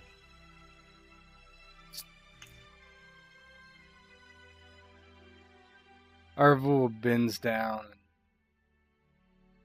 grabs Goody's shoulders again and presses his forehead to Goody's and clasping him on the back roughly and says, "This is the greatest gift that I have ever been given, the friendship of my fellowship and my friends." And he looks to all of you and says, "These past years have been difficult, but I would not trade them. For now my heart is full with a family that have come from different mothers and fathers, different places on this Middle Earth, brought together by hardship. But we have survived and thrived through our connection with each other, not our strength of arms, but our love. Our love for our fellowship, our love for what is right in our hearts. And if you would stay with me, I will do my best to keep you safe. But our journey cannot end. My journey will not end. While the shadow rises, I will put it down. I will bring the fire to drive it back. If it means my death, then so be it. We must aid those less fortunate than us, those that do not have the strength to fight back. I ask those of you that wish it to rise up and do the same. We are the light. We are the fire that protects Middle-earth. And so we shall burn the brightest when we are together. Kind of looks around the room. And Vidar's kind of roars, "The company of the Kingsfell!" Vidar stands up and he's holding his mattock in his hand, kind of shaking it.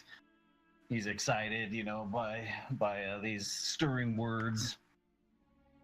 And then he turns to Grinmore and said, "Oh, I wish there was an orc here I could hit in the face right now." Well, as a substitute, why don't we headbutt each other instead? Oi! And then he headbutts him immediately. Ugh! Okay. Are you guys, the rest of you, just doing heal corruption as well? Yeah. Yeah. I'm This gonna try rolls. to show these pansy elves how to craft proper armor and weapons, Okay. which is gonna go great for me, I'm sure.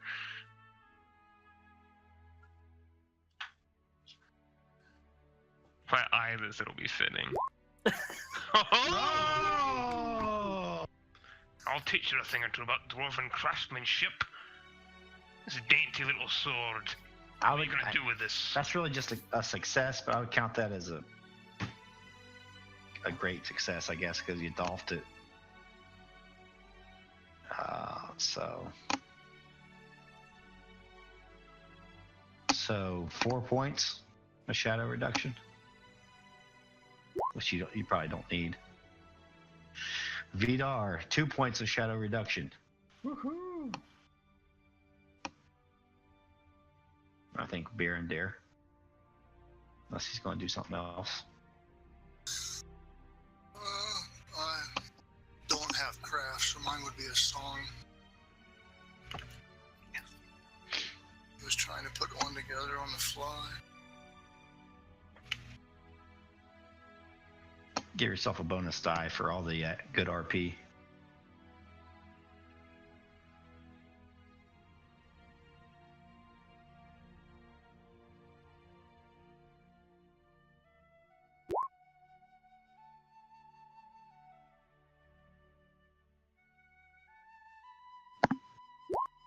Oh yes. Oh, 2 shadow reduction.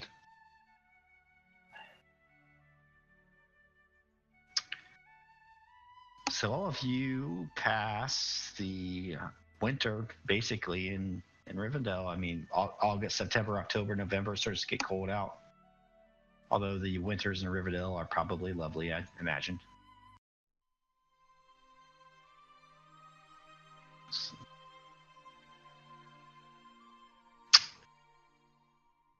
And let's see, what's the beginning of spring, would you guys say? March, April, mid-April? Right, April. April 14th? Sure. Sounds like a good spring date.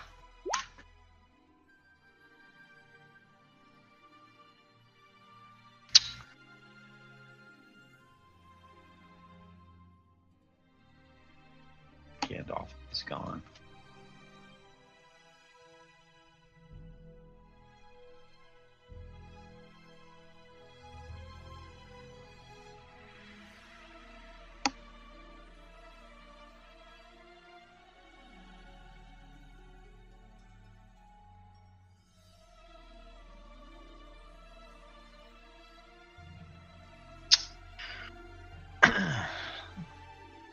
It was a clear and bright day when again summoned to Elrond's chambers.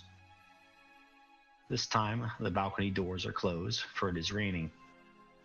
Ah, spring, yeah, it makes sense. In his hand, Elrond has a tiny letter. This arrived on the wind, carried by one of the wizard feathered friends. The elf smiles. You can see a tiny sparrow splashing in a bird bath outside the chamber's ornate window. Gandalf's suspicions are confirmed. Old Bilbo's ring is certainly more than meets the eye. Then Elrond holds the letter up and lays it upon a polished oak desk. He looks outside into the rain. Doom is upon his brow, and his words heavy.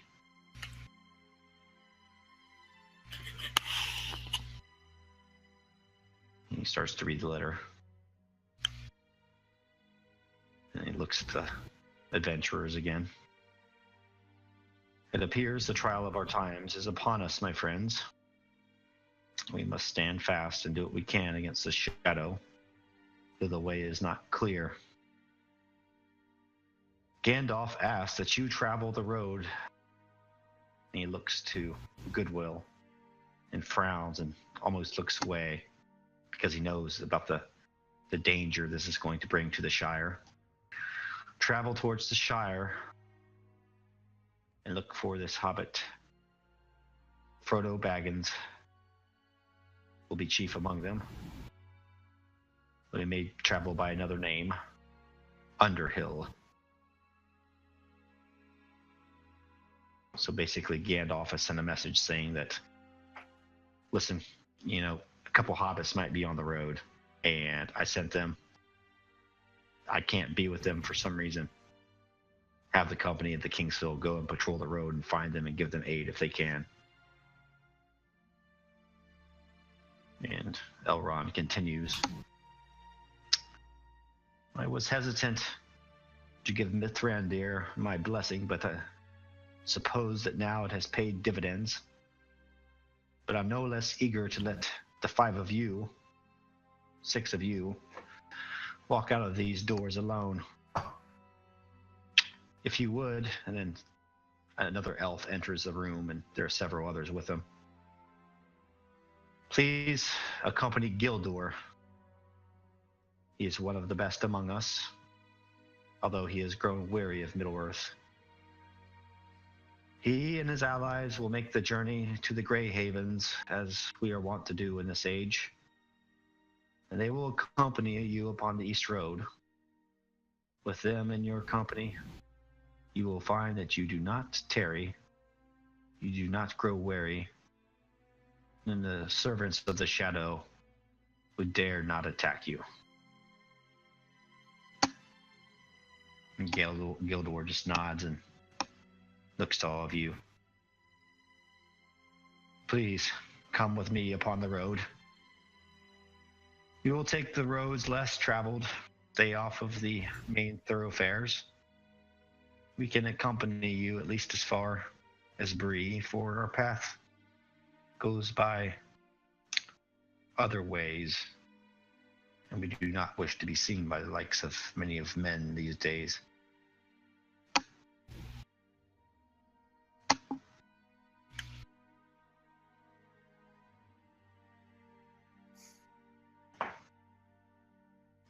How do we find these hobbits, Lord Elrond?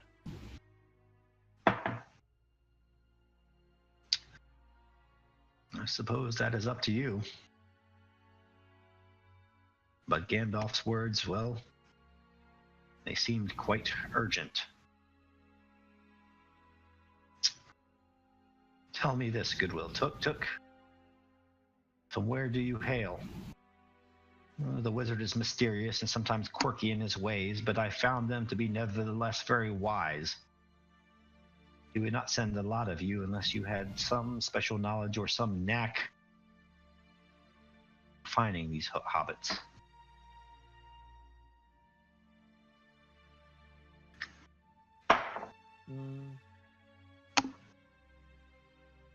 I know hobbits live in the Shire, and if they have indeed left the Shire, though I do not know why they would.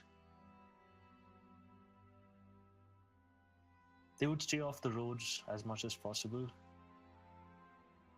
If they are not keen on adventuring, or if they have not had much experience adventuring, they very much might be like how I was when I first left, wanting to stop every so often for breakfast, levensies, lunch. Maybe we might find them in fields, nearby homesteads. Do you know, did Mithrandir say where they were headed when they left the Shire? Well, he said they are headed here to To safety. Rivendell? Elrond nods.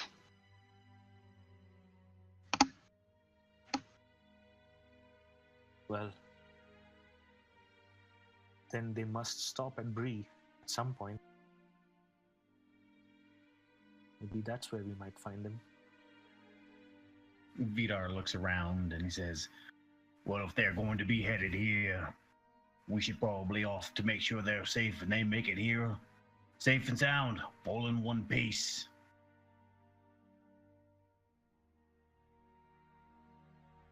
Elrond says, indeed, last the wisdom of Mithrandir is revealed. As they say, in Bree and elsewhere, it takes a hobbit to know a hobbit, and perhaps it takes a hobbit to find a hobbit. He laughs. Gildor doesn't laugh, though. He looks very somber and emo. And they try to make arrangements to leave the following morning.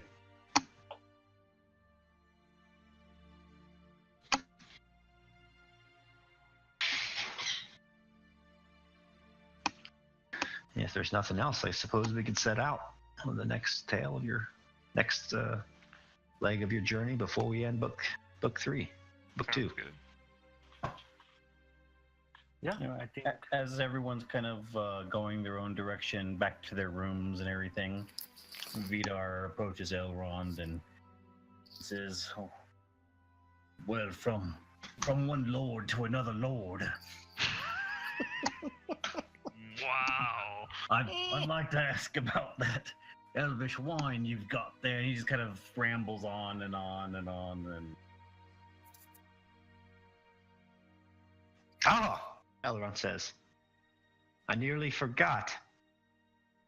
And he gets into his belt and into a pouch and brings out a tiny crystalline flask. And he acts like he's going to hand it to Vidar, but then he hands it over to Goodwill.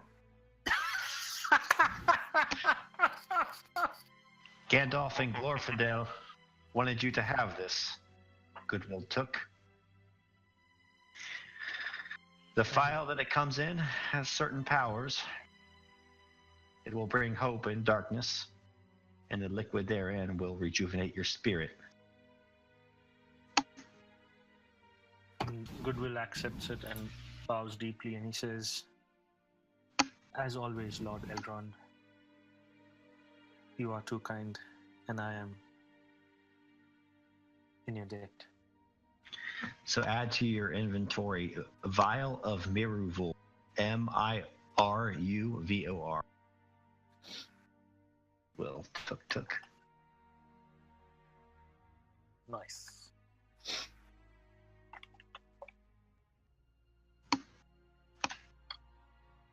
You guys can head out.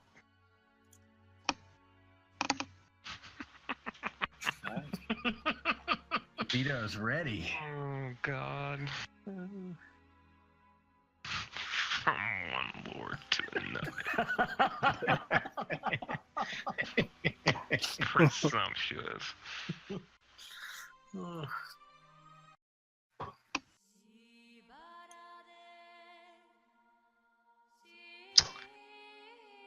And that following morning, you guys head out at dawn. It's this very, very familiar to all of us now, probably by this time. It's like, see this little bridge down here? That's you guys. Heading out on the proverbial journey again. Ah, crap. It's a holdover from my old ways of doing things. Play on load. Okay. So you guys head out as the sun has not yet even risen, and you go over the bridge and you start to make your way up over the mountains.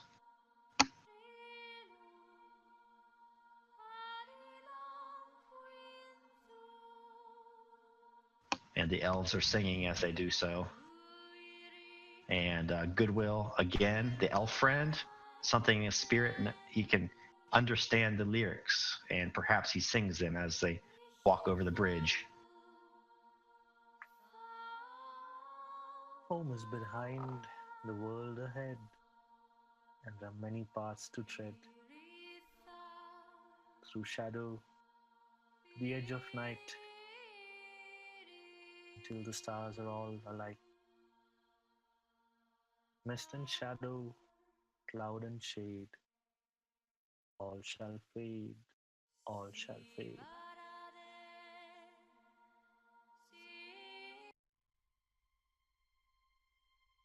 All right, so you find that Gildor and his elves seeking the Grey Havens are not much fun. They're not even as fun as Glorfindel was. And as you travel, you stay off of the road for the most part. Are we on foot? Yeah, you're on foot with maybe some pack horses like that the elves have, that sort of thing. Okay. Because you're trying to stay off the road mostly. Not far off of it, but somewhat off of it.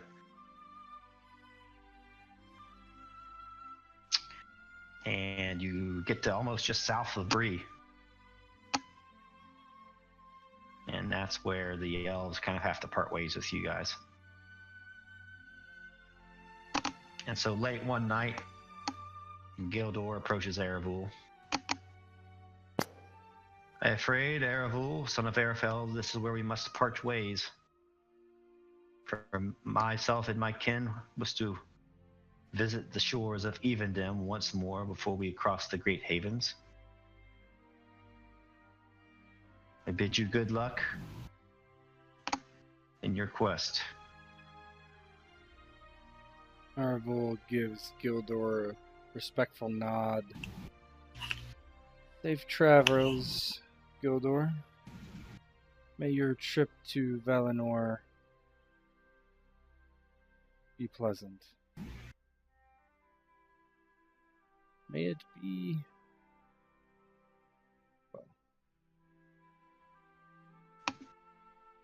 fulfilling, rewarding. We will remain here and do our part. And you're not sure if that's like a dig or...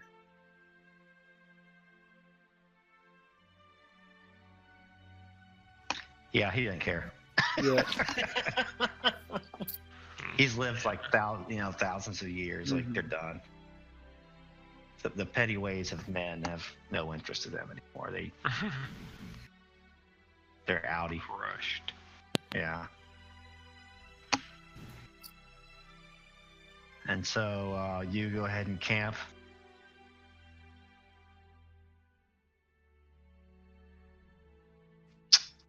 And then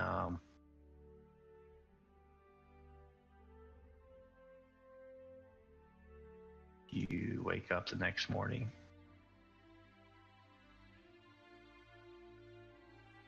Those elves were not much fun. Boy, you got that right. I've known some of our kinsmen to be a little bit dour, but those elves, oh. It's like traveling with corpses. They're Cloud heading seems to have west. lifted. Barander just mutters quietly, just in a way we were.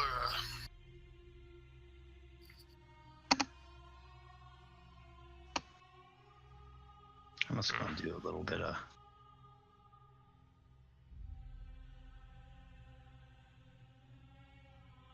Arvel kind of brushes it off. They're heading to the Grey Havens. It is the last stop for elves in this Middle Earth. They're leaving.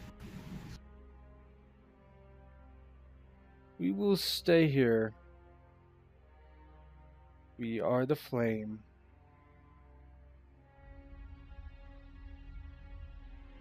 And the stone. Unmoving, undaunted by all that which smashes itself against us. Boy, definitely the stone. The stone, then. Come, let us find these hobbits.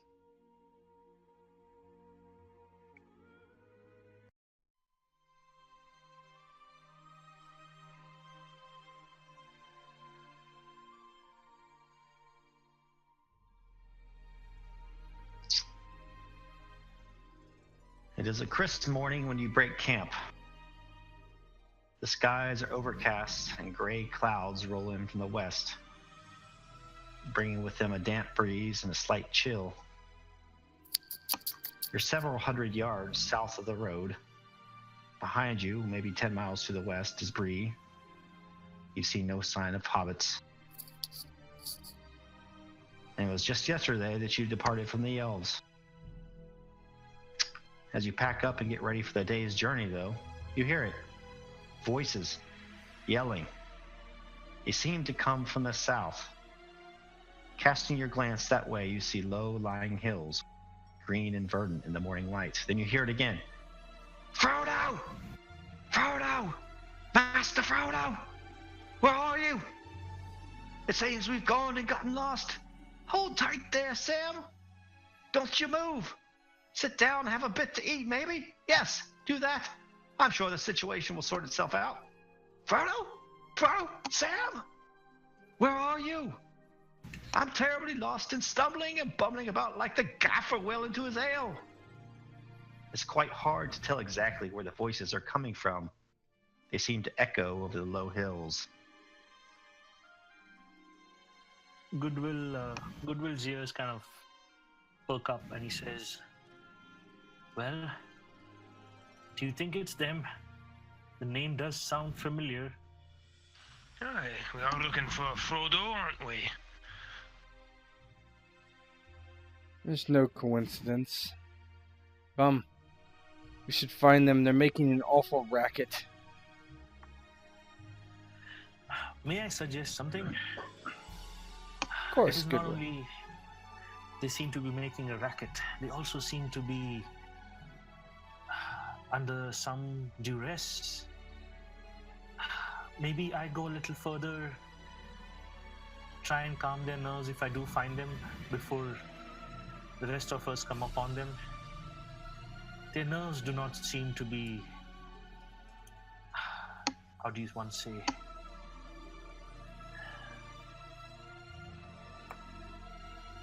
strong. Seems to be stretched, taut and thin. Were you not the same your first days from the Shire, Goodwill? Yes, my first days were most embarrassing. I tripped over a frog, then tumbled down a low hill, and then found myself in a muddy pond. All my bread was wet. Food wet as well. And you did not have a Nazgul following you that could hear your cries. Come, we must find them quickly. Whatever nerves that they have must be steeled by us. You'll be with us, Goody, to talk to them and reassure them, but come on. It seems that they have lost each other, and if they yell in these valleys and hills, and we can hear them, so can others.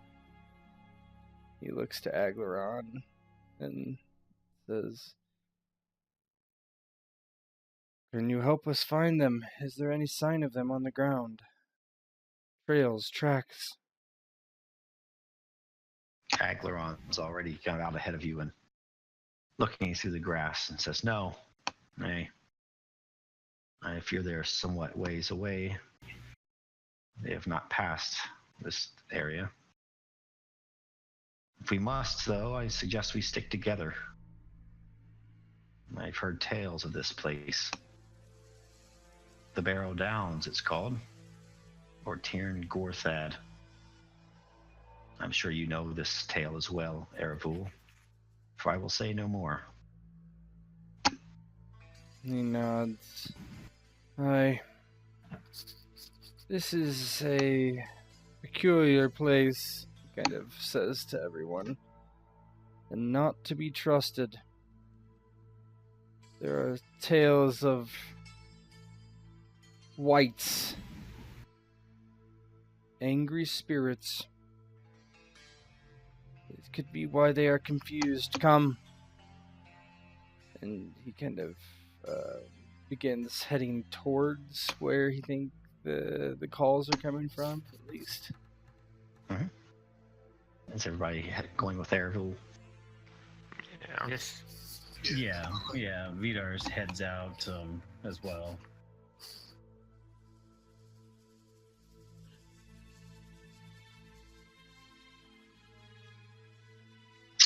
Oh, So you don't get that far, and you find yourself surrounded by low hills and these stone formations that look almost like little beehives that stick out of the ground. Then you feel a chill about your feet, and looking around you, you can still see all of your companions, but there's a thick fog rolling off the ground, and you continue to hear the voices. Frodo! Sam! Where are you? Where? Pippin? Where are you? I'm right there. That's me. No, that's not me. What is that?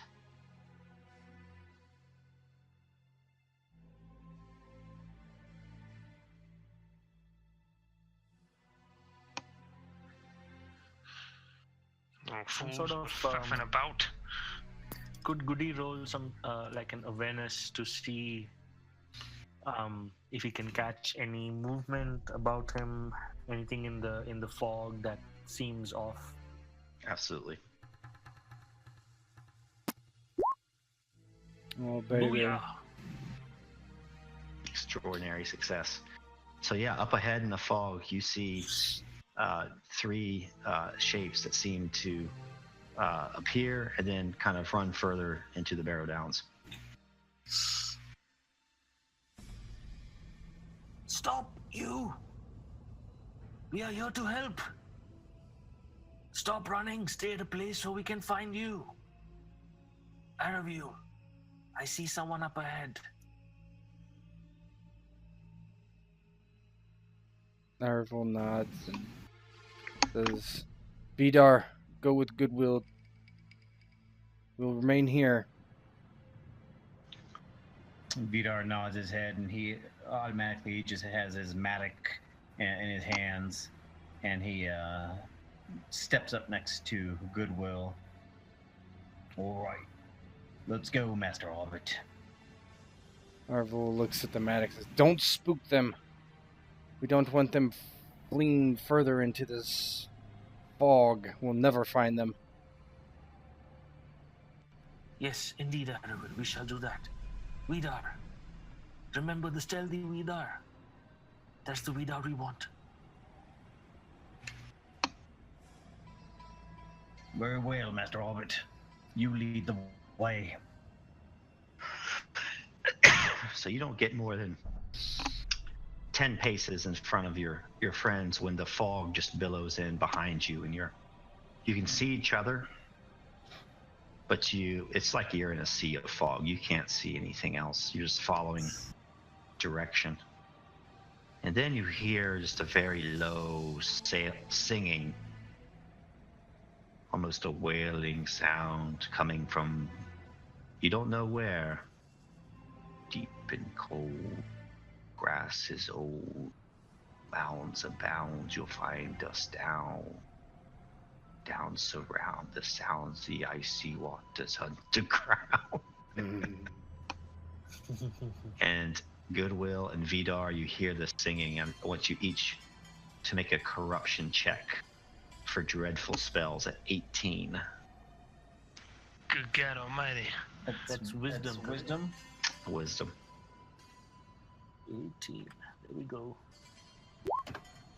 Booyah! Boom. I will spend a hope.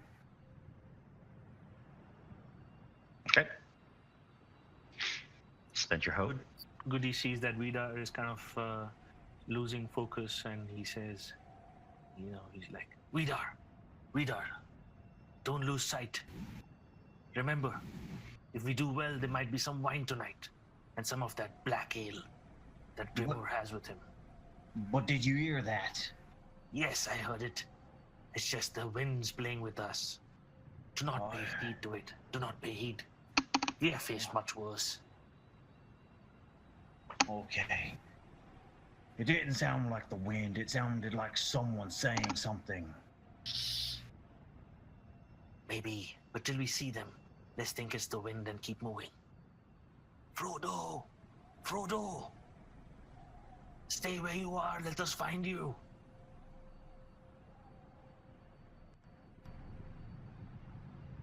You hear nothing at this point. Can Vidar make a search roll? Yeah, absolutely. Yep. Goodwill is going to try a search as well.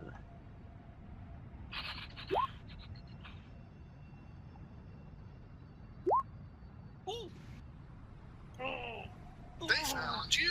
Yeah. Where's that eye? I see you instead. Oh, there's no eye. Oh, awesome. The eye cannot see through the fog.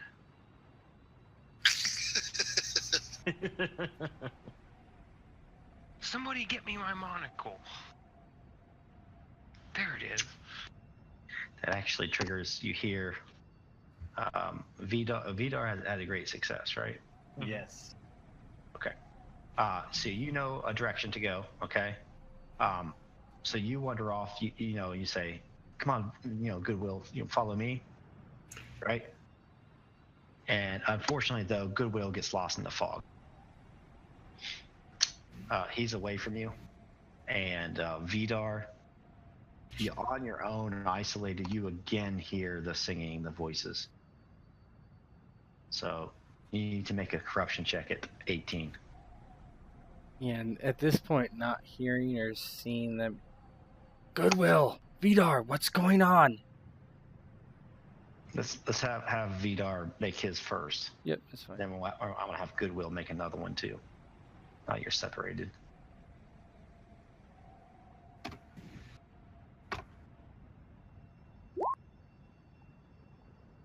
Good.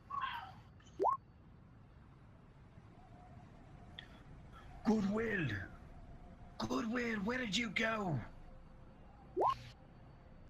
Booyah.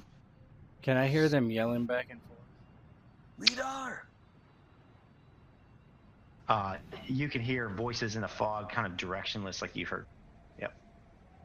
But everybody, like these two, are separated at this point. Yeah, Arvel looks to the others. Got to go get them. Something's not right. Aye, this place, it is strange. He draws his axe. We should stay close. Arvel looks at Barondir and says, "Perhaps if you blow your horn, that could help them find us. Come to us." Barondir look wistfully in response and rub his chin, and he goes, "It could also very well alert everyone here to our presence. Might even frighten the other two hobbits, even more so than they already are. But nonetheless, it could aid. If that is what you wish, then so be it." Oh, his face kind of purses, kind of like bites his bottom lip and says, "Let's see if we can find them on our own first, but if we get separated, use the horn so we can find each other." Very well, no more than a foot's breadth apart. Aglaron, train those tapered ears of yours. See what you can hear. I'm not usually one to suggest these sort of things, but perhaps we should all lock hands?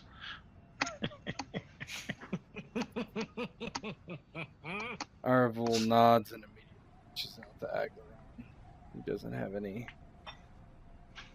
problem doing that.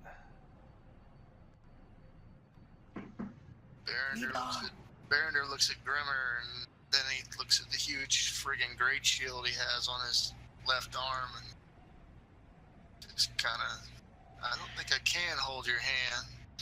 I'll grab your belt. Grimmer will hold his great axe one hand for the moment, other hand on Barondir's belt, looking somewhat annoyed at his own suggestion.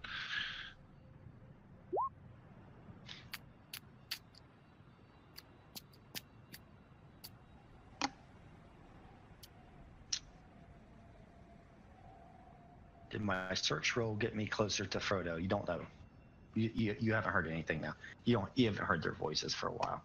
You're lost in the fog. All right, you guys are going to search then? The four people behind there locking hands? Yes, All right, who has the highest to search? I'm sure it's me. I have 2 points. I got 3. Awareness, I have 3 as well. I have 1 in awareness. Go ahead, Grimmer. Yeah.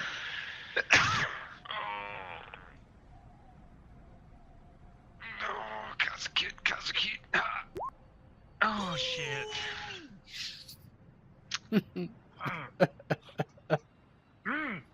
Grimmer gets lost. With everyone else? We locked hands, man. Oh, you guys all went off? Yeah. All right, so you guys, you don't find them. You just go deeper and deeper into the fog. And same check as they had to make. It was 18. Corruption check at 18. Is that valor or wisdom? It's a wisdom. Oh fuck! Well, here it goes again. What is wisdom? Is it wits? Is that what that is, or heart? I believe it's heart, but I'll have to look it up. That's going to be fairly important.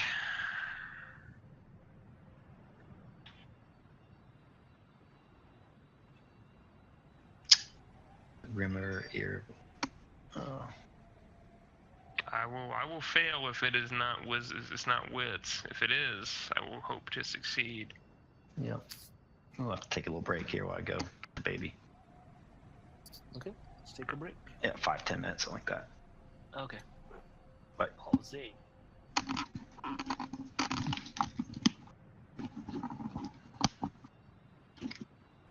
Okay. Where were we? Let me get my slide back here. All right. You guys just all wandered off. Grimoire rolled an eye, correct? Yeah.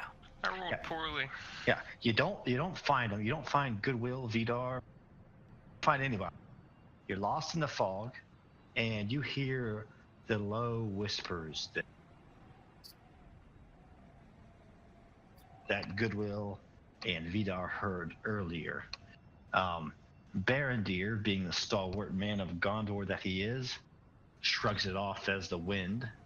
Grimoire, as well, he's faced more fearsome things before. But Erebul, well, he knows somewhat of the lore of this place, and so a chill starts to run up his spine as he realizes that they are in the realm of the Barrow Whites. And so Erebul gets a 1 point of shadow. Grimmer failed, by the way. Wisdom or valor or both. Oh, it was 18, wasn't it? I'm sorry. Yeah. Then I failed. I will not spend the hope. You will not spend a hope, so just give yourself a shadow then. Sorry. Yeah. I sniffed the index while y'all were gone to the bathroom and stuff, and both heart and valor are the same thing. They're both heart. They're both heart. Okay. Wisdom and valor both. Yeah, wisdom and valor. Cool. The hell is that? That's my lungs. Stop smoking that ganj. The nose of Soren.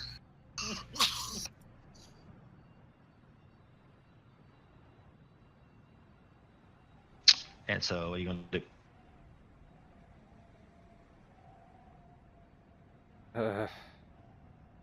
Arvel's still trying to look for them. Good. Blow the bloody horn. Goodwill, Vidar.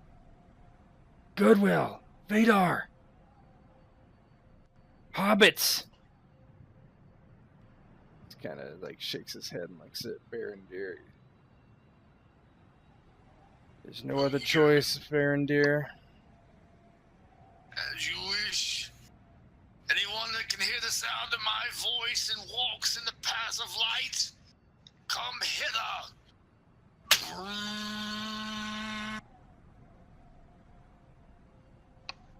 So you blow that horn, and it's as if the fog kind of shivers, and I would say the area around you clears somewhat.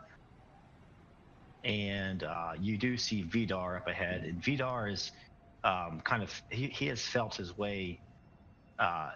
He has felt his way around, and he stands kind of perched against one of these these tombs or these barrows. Goodwill, though, is nowhere to be seen. But you do see Vidar through the fog, and for the time being, after blowing that horn, the dread voices seems to have stopped a little bit. Over there, Vidar. Gather our companion and let's try to find the others. Boy, is the hobbit with you? He went off with you. We became separated in this fog. Grab a wrist of belts if you must, and let's press on. You know, Vidar sees we're all hand in hand. basically. Shoulder to shoulder, just traipsing through the wilderness Phalanx style. All right, Goodwill. I'm gonna let you make one more search. Okay. If you make the search, you're going to find your way. You're going to find your way back. If you miss, you're going to have to do another corruption check at 18. Okay. And pretty much keep having to do that until you find. Okay, here we go. Search. Oh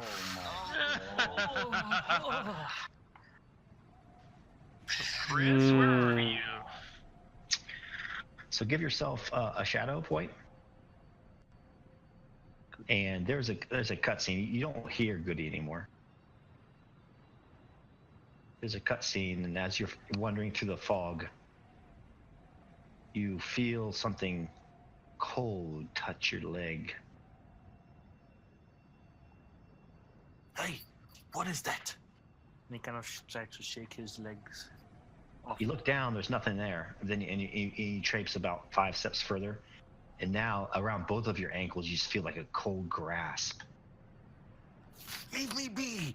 Ah! And he tries to kick his legs and... Looking down, there's almost like these ghostly tendrils around your legs, and you feel a coldness spreading your ankles and your knees and your hips all the way up to your chest. And you feel so very sleepy, and you collapse to the ground, and the world goes black.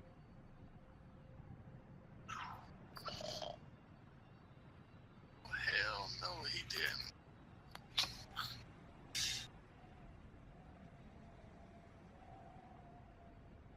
And the scene goes back to the rest of everyone else standing outside the barrows.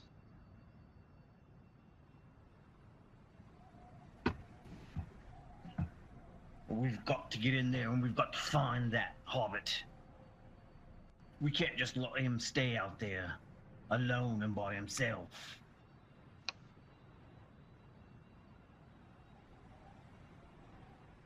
Well, perhaps better news to keep blowing that horn seems to have worked somewhat.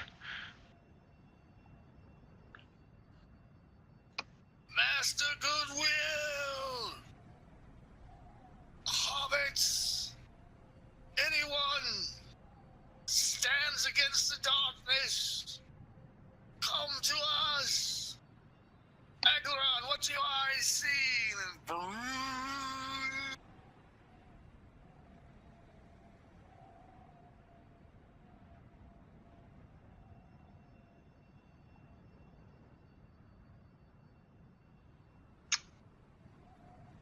So you blow the horn, and the fog around you dissipates a little bit.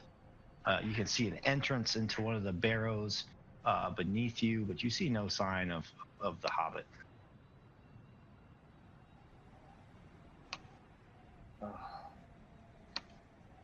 Arvel is getting kind of almost frantic. What do we see specifically? Do we see like an entrance to a barrow? Do we see? Yep. So where you're at, you make a search check, all of you guys.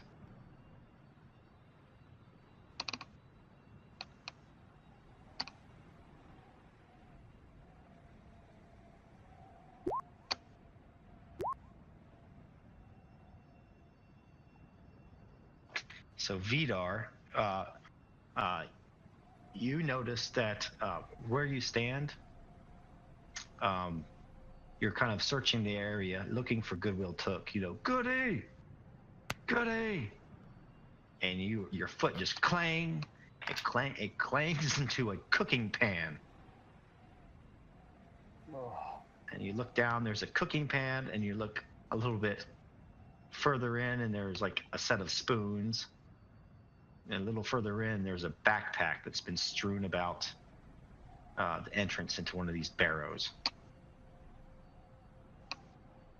And Vidar just yells. He lets go of whatever he was holding on to, and he just starts rushing towards everything and picking all this up as he sees it leading into the entrance of the barrow, and he's yelling at them. Eroville, Aglaron, Berendil, this way, Grimmel, get your axe this way. Narvel would begin leading the procession of attached people towards Vidar.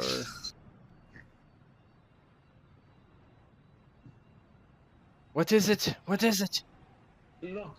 Look at this, and he holds out what looks like Took's belongings. It is pack and his belongings, and they lead right into here. And he points to the barrow. Narvel gives a and nods, and then just heads straight into the barrow as he draws his sword. Always vigilant, ever skeptic, Berendil quickly contemplates and goes, "Are you sure the Master Tooks? Says it could be the belongings of the other two hobbits that we seek as well." They might be, but we don't have a choice but to look. Yeah, Narvel's already inside. He doesn't respond. Alright, I'm gonna do a few things here. Let's try that a little bit. Let's try to doing some things on the fly since you guys have rolled your corruption checks the best I've ever seen in my life. Shame we couldn't roll anything else decent.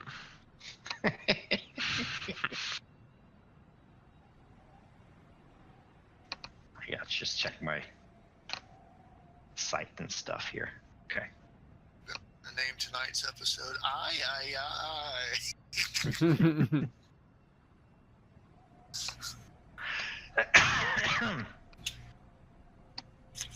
Doing our level best to get Goodwill killed. Yeah. Chapter 2, makes great speech, dies. He's waiting, okay. Well, the good side of that situation is you'll be able to see Arthur a lot quicker than he wanted to.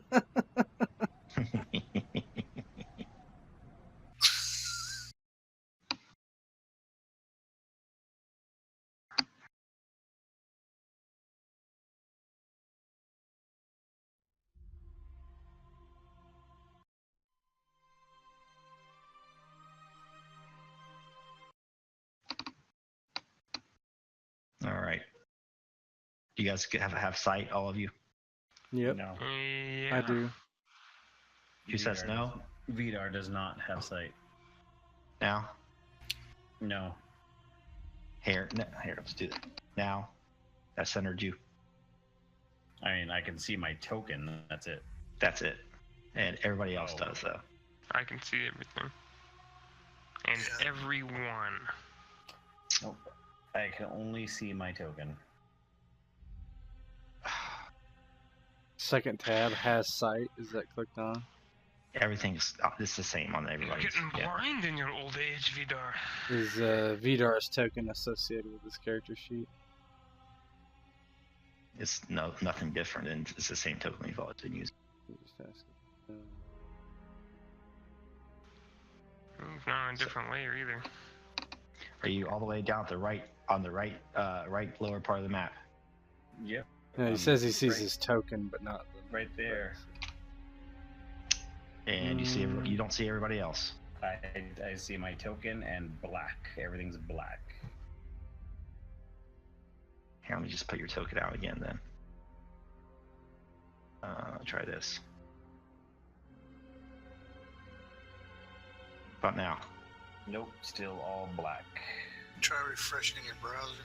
Yeah, refresh your browser, because when I click Control L, which is supposed to let me see through your eyes, it works. It's fine.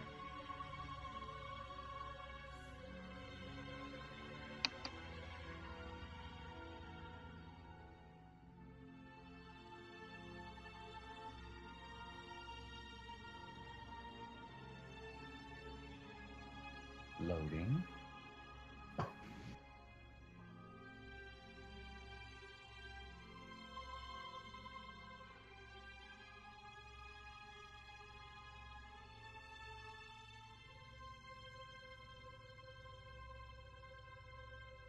Still loading.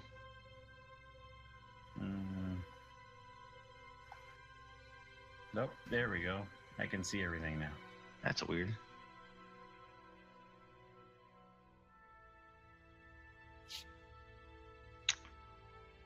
So we're going to forget about Goodwill for right now, okay?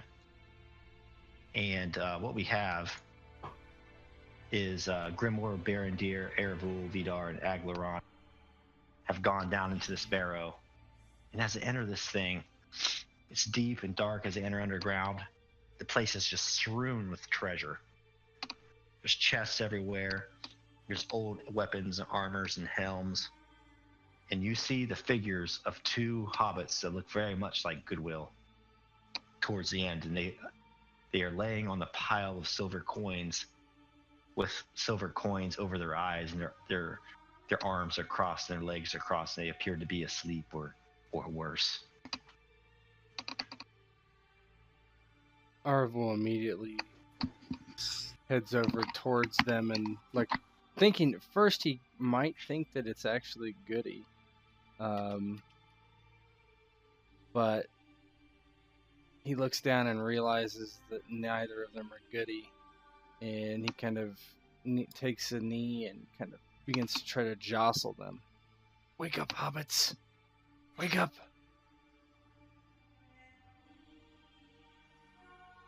Mithrandir will immediately set up a defensive perimeter, assuming that that's a door right there. Mm-hmm. And care less about money. He's worried about security right now. Arvel kind of puts his hand under their noses to see if they're breathing.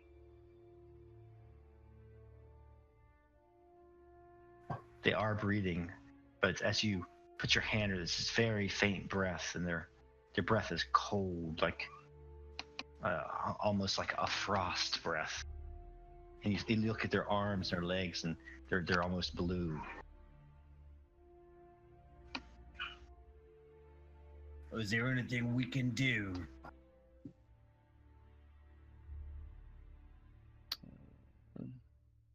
Vidar kneels down and starts, pouring some water into their mouths. What happened to that last shot in the flask? Goodwill's got it. I was just thinking that.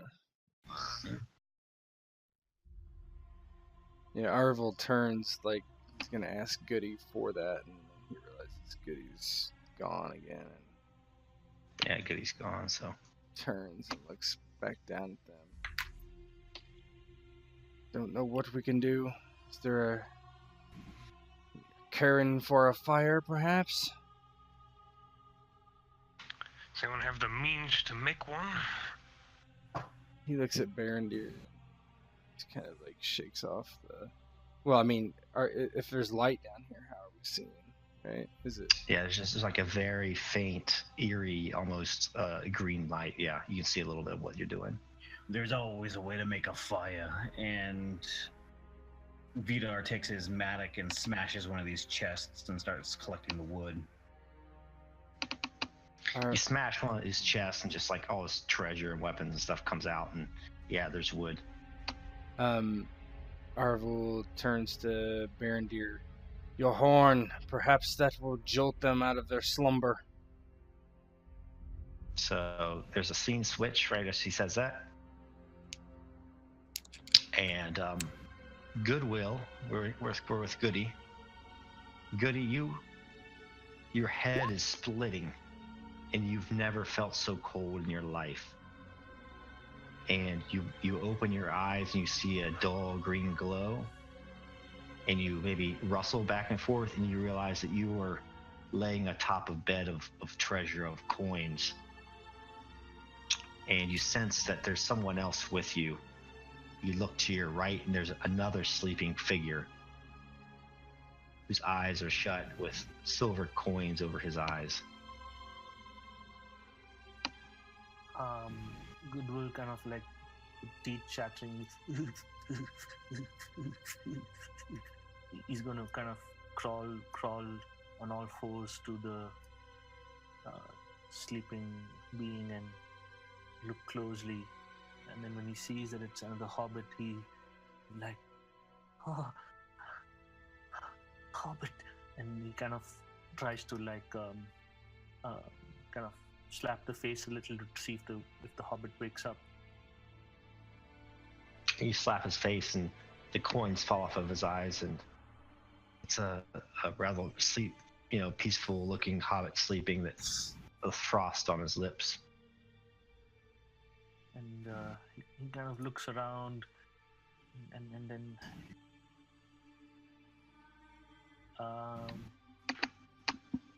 he kind of starts patting himself to see if he has anything for this. And then he remembers Lord Elrond's words. Do I still have the vial with me at Morrowind? Absolutely. But what's going on? My headset's about ready to die. I'm plugging in. Hang on.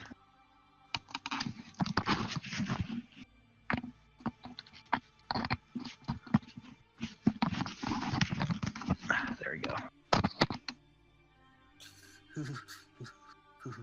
And he pulls out his bottle of Murvir and he opens it up, and he takes a little and puts it on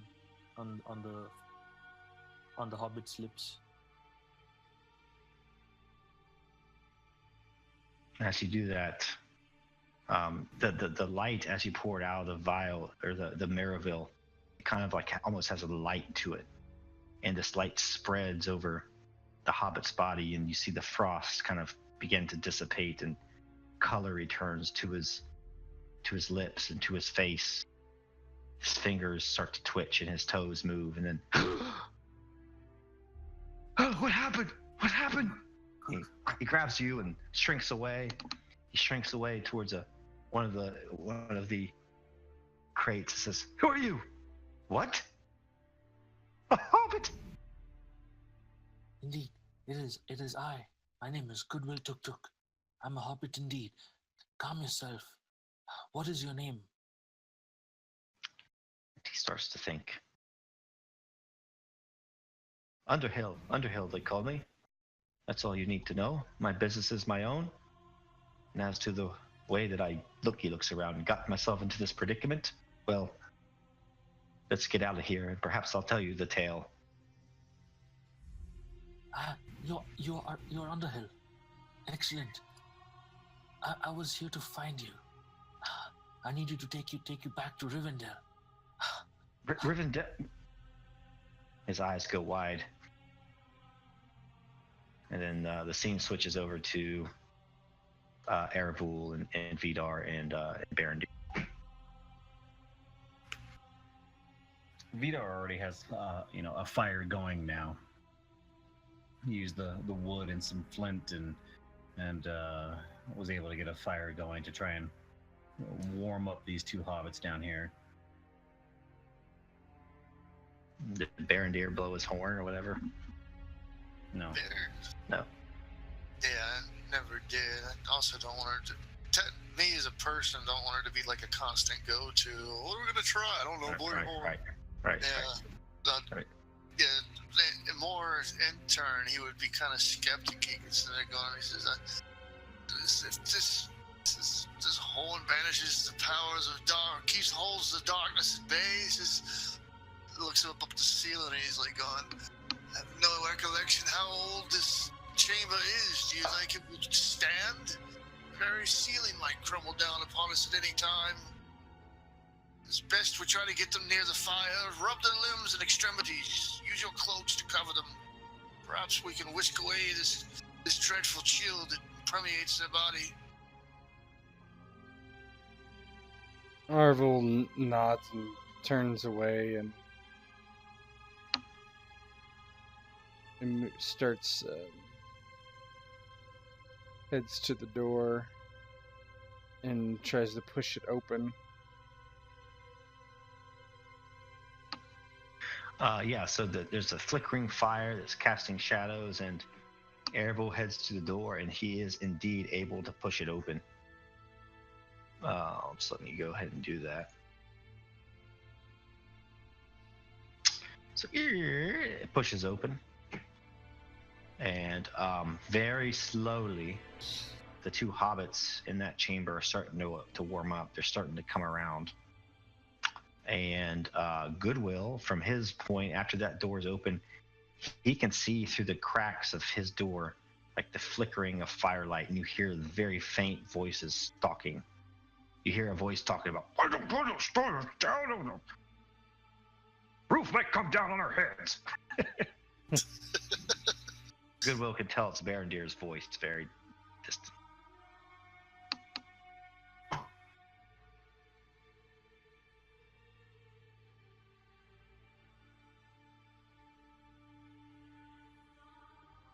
Microphone muted, Cypher. He's tiptoeing. Sorry. So Goodwill, upon hearing the voice of Mithrandir, he turns to Master Underhill. Master Underhill, follow me. I can hear my friends. I can hear their voices. They'll be looking for us. Help is nearby. Follow me. And he tries to open this door in front of him. Yep, so you guys can move through the doors. And Mr. Underhill doesn't say much, just nods and follows Goodwill Tuk, who's obviously a seasoned adventurer.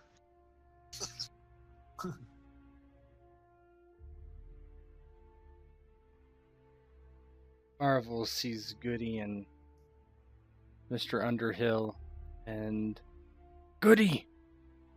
Underhill, I have found him. Come! We have two others. Pippin! Sam! And Frodo just sprints over to him and, "Oh no! What has happened? What has happened to you?" And he just kind of thinks. Mithrandir's caught off guard. He's busy playing, like you have a chicken in a pan. He's like folding the arms across each other, trying to flap their limbs and rubbing their legs. Gets to those big old ass hairy feet and just kind of like raises an eyebrow, trying to basically get the blood flowing in him. All of a sudden, he's assaulted by this other hobbit out of nowhere. And Vidar sees Goodwill walking across the room there. "Oi, Master Goodwill! Don't leave my side like that again, please." What's that? You say Goodwill's there? Mithrandir, is that you? Yes, it is. Seems that we found a bunch of hobbits. Yes, they are the ones we're looking for. Vidar, where did you run off to? I lost sight of him. Are you guys cold? It's freezing in here. Marvel just kind of like ushers Goody through the door. "Come on, Goody!" And as he steps through, he shuts the door and looks for any way to like bar it from this side. Yeah, there is a way to bar it. You can put a bunch of those chests there. Yeah, he goes over to the chest and begins like picking it up, and you wonder if he's turning it into Vidar and trying to take it all, but he instead takes it and just begins to dump it in front of the door, and he doesn't do too many, but just enough to stop it from opening. And says, "Just in case someone comes from that side, how are those hobbits?" Goodwill rushes up. Do I have any more of that Mithrandir? You do. A couple more sips. I put one sip in each of the hobbit's lips. The gift that Lord Elrond gave me, it helped Mr. Underhill over here. Maybe it might help them. By all means, give them some. And you there, talking to Frodo, he's like, stop prancing about and squawking like that. If you wish to lend a hand, lend a hand. Here, do as I do. Rub the limbs like this. Get the blood going. Yes, absolutely. Pippin, Sam, they know what they're doing. Come on. He starts trying to revive Pippin and Sam Gamgee. He'll realize that Frodo's suffering from whatever effects it is too, and he's like, "Here, swap places with me. Get closer to the fire if you must." Goodwill will pour the liquid down Sam and Pippin's lips. The same thing happens to them. Sam and Peregrine Took start to wake up, and they're just like, "What's happened to me?" And do you know Peregrine Took? Maybe through the second cousin of third aunt, and he kind of wakes up, and first thing he sees is your face staring down at him. Oh, Lord God, I must be dead. Goody. I'm sorry that I picked on you. I didn't mean to throw you into the brandy wine and drag you through the mud. Those days are gone past, Peregrine. Well, now, get up. And he kind of looks around and he feels his body like he's amazed he's still alive. He's like, "Oh, I'm not dead?" No, you're not. It takes a lot to kill a Took. But in my case, since I'm twice the Took, it takes twice the amount. Now get up. Indeed it does. As he does that, though, these sarcophaguses, though, around you, you can hear him start to rumble, like... We must leave this place. We must leave. Yeah, Berendir was just about to ask. He's turning. He's like, "So then, this is all in your..." Then he was gonna try to ask, "Is this all in your group?" But then he suddenly starts turning his attention to the... What was that? Dark things dwell in the shadows, especially that which is dead. We must leave. We've gone too deep, even in this place. Arvel sees kind of what's happening. He turns around and begins to try to pull the chest away to open the door. So yeah, as you start to pull the chest away, you start to see like some arms and stuff start to come out of the sarcophaguses.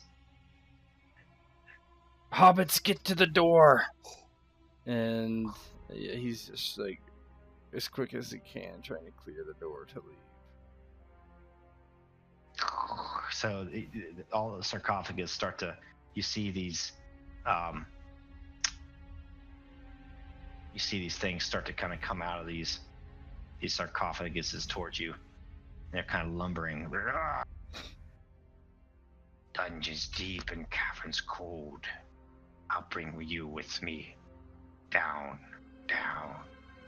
to where it's cold. They start to lumber towards you. Can we get this door open? Yeah, the door's open. You can get open. Yeah, Arvel, he like, don't stay in here. Come on, let's go. And he's like, Berendir, take the hobbits into the main room. We'll cover your escape.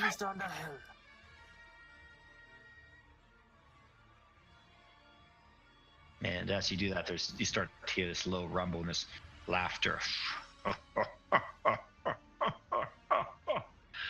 Who comes here to disturb the dead?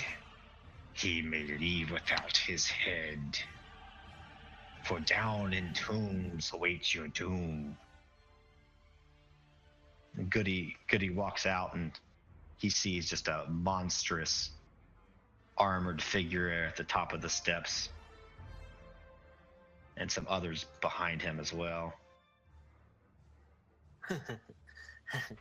Underhill, get out here!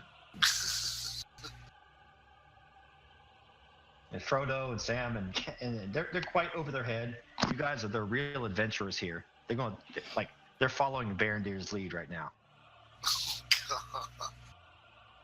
Lot of responsibility. Well, when Goody yells to Arvel, he immediately rushes out to him. I'll be trying to be like, small folk on me! Stay behind my shield if you can! They have like these little daggers. They all brandish them. They're like, ah! And they run out and they're following Barondir out here. Frodo, Sam, Peregrine, get behind me. Now, get down. Yeah, Arvel kind of rushes out and looks up the stairs and his sword is drawn, but Aglaron is behind Erebul, and what's Grimmer and Vidar doing? I'm trying to get my boy not to do what it looks like he's about to do. Okay. I've been in horrific places, and I know that you don't fight stuff like this. Nazgul, sure. Undead, no. And then Goodwill will scream, Grimur, Vidar, get out here. Close that door behind you as you get out. Now. Not seeing anything happening, Vidar starts backing up, but he still is facing the creatures in front of him.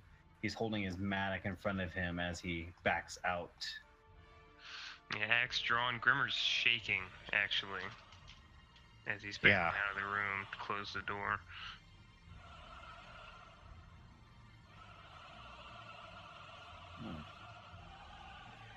And it's, you shut it and quickly slide a couple of these chests in front of the door or whatever.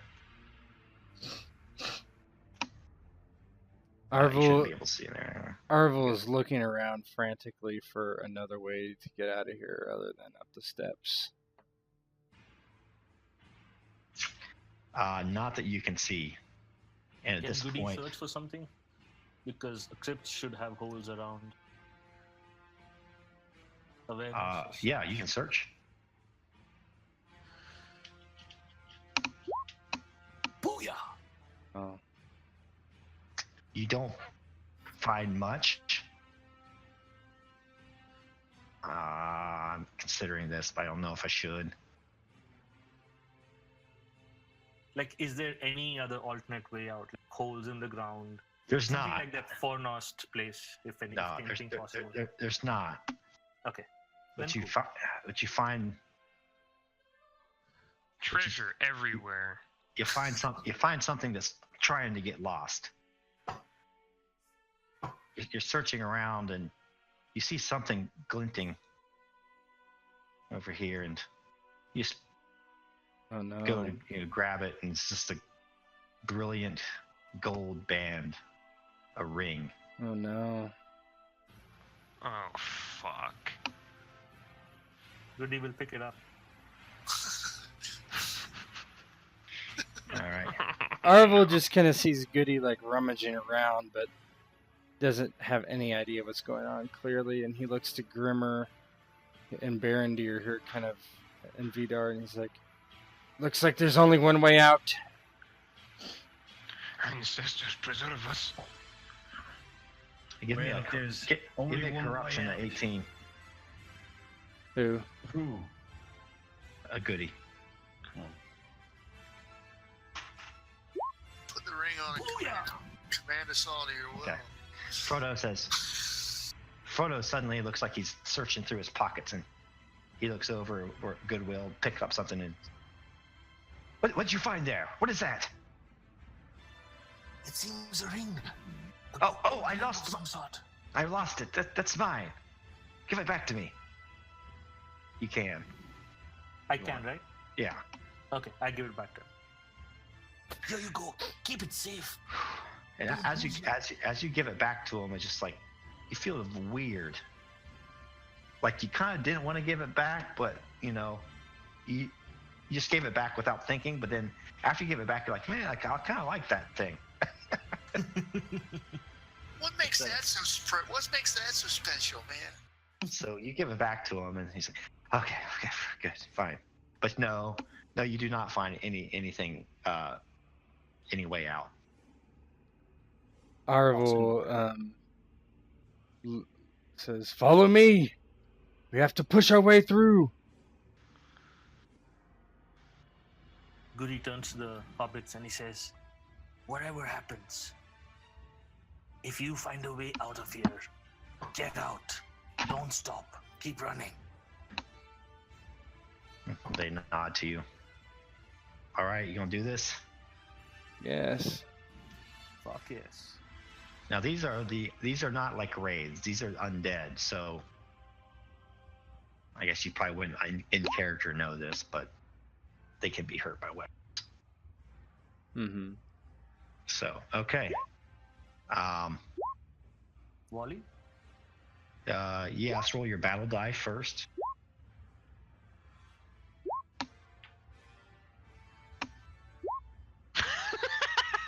Oh god.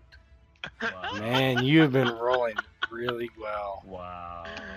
We hadn't even gotten to combat yet. Just wait.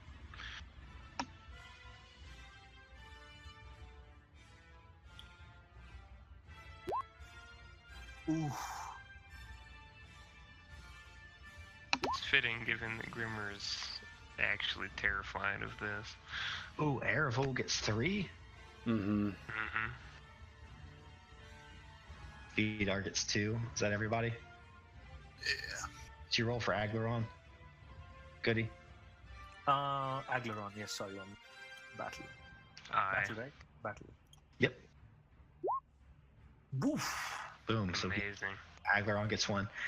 All right, now volleys as these things start to shamble towards you. You have time to squeeze off a shot if you would so like. Yes. Before you shoot, set yourself to rearward stance. So the TN Yes. is correct. Yeah, both me and Aglaron are rearward. Okay, so Goody's gonna shoot.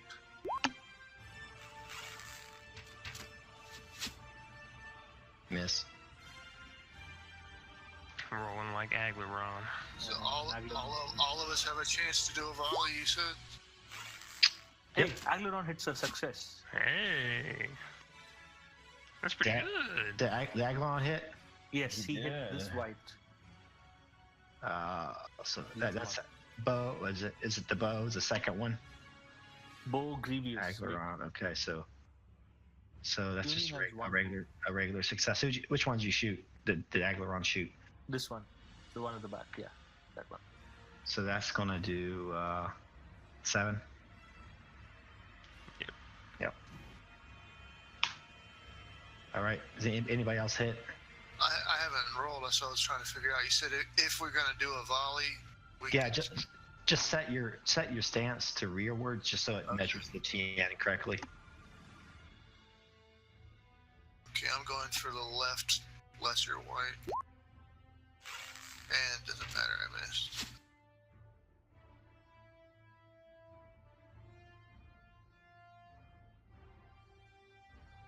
All right. Set your stances and let's get it on. Set. Set. Set. All right. Bow Vidar. you can only go rearward, correct? With a bow. Yes. Set. All right. Vidar, son of Godar. Well, if this is the only way out, then I guess we better knock on the door.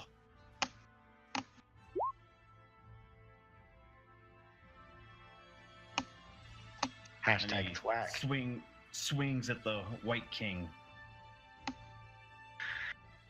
So 8 damage.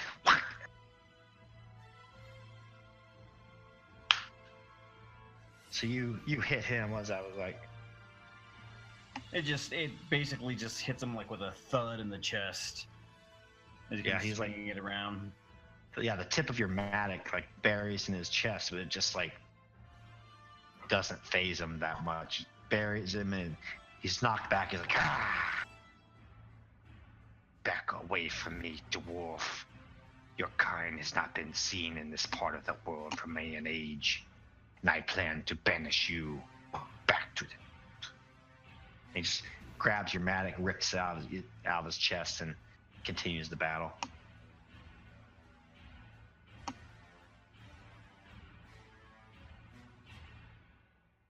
And Grimmer. With trembling arms, full sprint at the White King with the axe. Oh This is so my. weird. This is look. If I roll attack on you, it makes a sound. I'm glad you didn't roll an attack on me. You know, just odd. What'd you get? Oh my God. Extraordinary success. Yeah. That's 16. 23? Oh yeah, 14 plus 9.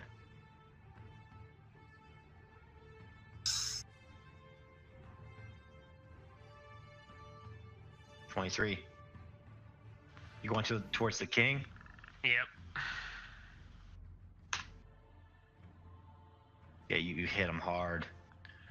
He staggers backwards a little bit. Same thing. He says, "Two of your kind. Two of you to die. Two of you to adorn the floors of my sarcophagus." Big talk for a dead man. I'm trying to talk trash, but not really. So you guys are going to be on him and Barondir? Barender, once he sees the hobbits are kind of grouped and clustered, he draws his blade and kind of ceremoniously strides up the stairwell. He's going to go after the leftmost white. Okay, you guys are paired up. He's like, Tokus, champion of the Valinor, I must die this day. Let me die with a sword in my hand. Raise your hands now, brothers. Blades of the wind. Brothers of the light, together again. With blood in our voices we'll stride. And fight till we win or fight till we die. And I'm not just colorful shit, because I no reason to inspire, honestly. So it's just going to be a straight up attack, but I will spend 1 battle die on the attack.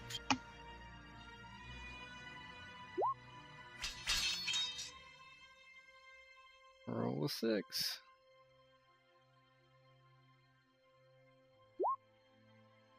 Oop, just regular. 5. So you hit him. He has this old ancient sword and kind of parries it, but then your sword just glances off and cuts him.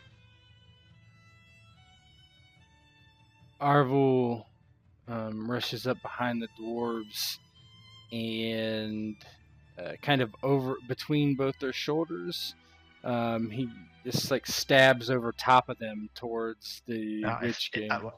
One thing I am going to say though, if you're all 3 going after him, the other one here will probably have some bonuses against you guys. I was gonna say, can't you only have 2 against 1? Well, you guys outnumber them, so yeah, the answer is yes. But if you all want to go after him, I'm fine with that. But the other guy's going to have a bonus. I mean, I'll do whatever the rules state. If I can't go after them, that's fine. What do you want me to do? I mean, it's supposed to be evenly matched, but if you outnumber them, where that overflow goes is kind of up to you guys. So yeah, you are supposed to hit bear white per the rules. Yep. So he kind of just like passes Grimmer and with 2 hands just takes a big swing at this white, trying to clear a path for the hobbits to get out. And I'll use one. While we use 1.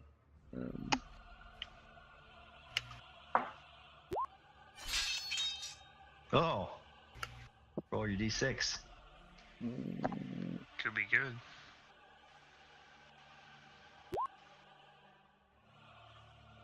So that would be 15. 15. Yeah. He just slashes it across the chest. Staggers back. Oh, man of the West. You will die here and make an excellent addition. All right, Goodwill and Aglaron. Okay.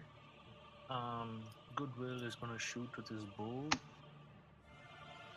at the white that is attacking Berendir.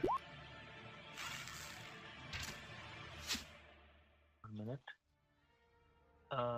It is actually 14 plus 3. It is not doing the plus 3 of my north bow down. It should be a plus 3. Yep. Yeah. Bow of the 70. North Downs. Not 17. downs. 1 minute. How do I roll a feat die? Just roll D12. D12? Okay. Okay. No, the 7 stands. My virtue of fair shot kicks in. So I get to roll a feat die twice and keep the best result. Nice. But with that plus 3 to rolls, that would hit. Yes, so it'd be 17.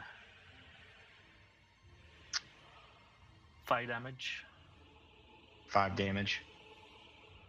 Yeah, oh yes, 5 damage, not 17 damage. Okay. It's the one against Berendir. Yeah. I was like, How mighty strike. Hobbit Yeah. power. all right, Aglaron, let's see what you can do. Aglaron is going to attack the other one that Arabil is attacking. Here comes the Four eye. hobbits are pulling Yeah. the bow. Oh my god, this is ridiculous. There's something wrong with this character sheet. There has to be. And, What? Hey, Raven. how? He's How here is in this spirit. possible? He's here in spirit. Wow, 1s and 2s. The worst elf that's ever lived. I bet he has the messiest toilet in all of. Tries to pee and always misses the bowl. Tries to pee outside, pees on himself. His arrow goes wide, flies over Erebul's head. As this happens, like this door starts to shudder, and Frodo somehow gets a bunch of bravery. Him and Pippin and Merry come over, and they're like holding this door shut. And they slide one of the map and background. They slide one of these things over, and are holding it there. Holding the other whites, and goes, "Oh, let's get out of here! Hurry!" All right, bad guy's turn. 3 little Hodors.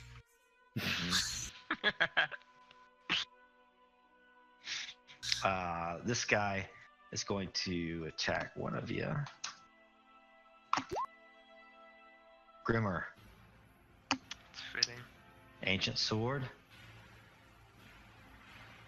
And this guy is in the dark, and so his attribute bonus is doubled. Oh. And I'm in pain. It didn't hit you hard though. Well, it's a edge though. Oh yeah, it is. What's the But injury you're- 14? Injury is 14. Yeah. No, I'm okay. Oh god. Dwarves, they're so heavily armored. Yeah. Man. So you only have to take a damage of 6 on that. Yeah, Grimmer's feeling a bit more confident now after taking that. Is that the best you've got?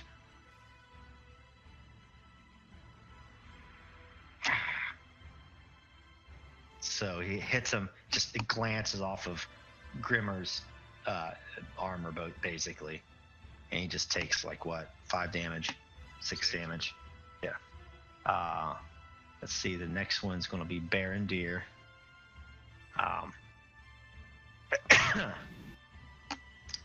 For Berendir, he reaches out to him and tries to grab him by the throat with his offhand, and you see that his hand, as soon as it even starts to touch you, you feel the cold emanating from it.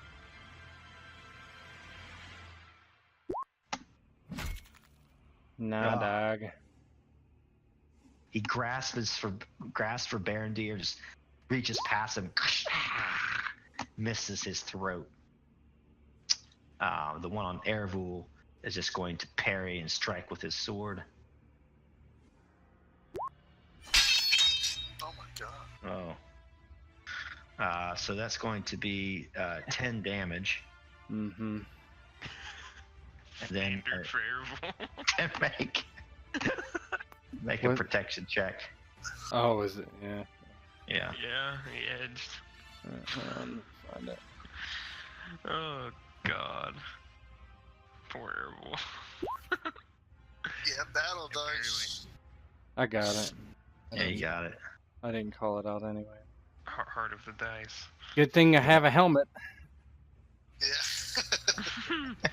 It is true. It is. It's a +1. Lean into the blow. Lean into the blow. Yeah, so this thing hits you and then takes another blow and like aims to decapitate you, but bling, glances off of your helm. All right, you guys are back up. Vidar. Vidar seeing Grimoire get hit and it glance off his armor. Is like, "Oh, you got to be careful there." And he swings it at him.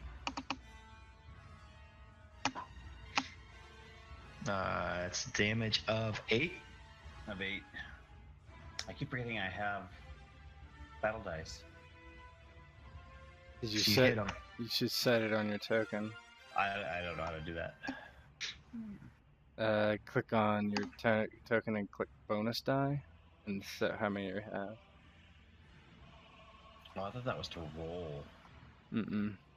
Yeah, it says bonus die. Yep, there you go. Alright. Baron Deer has to use his own icon. All right, Gilmore. Sort of scoff at Vidar. Ha! Like a dwarven lass's beard tickling me. Nay bother. And just try to take another swing.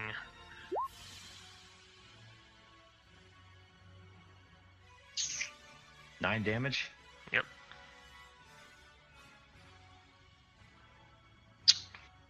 Hit him. He's still standing though. He's going strong. Disgusting. Baron Deer. Barandur will do his typical open stance, inspire, attack the same white. He sees that we're actually holding our own. He's like, yes, stand and fight! Live by your heart! There's always one more try, and I'm not afraid to die! So stand and fight, I say! Show this lot what you feel! For we all been here, for we've been born with hearts of steel! And he will spend his battle die on the Inspire roll, so I'll go ahead and roll for my attack first. And whiff. Whiffs.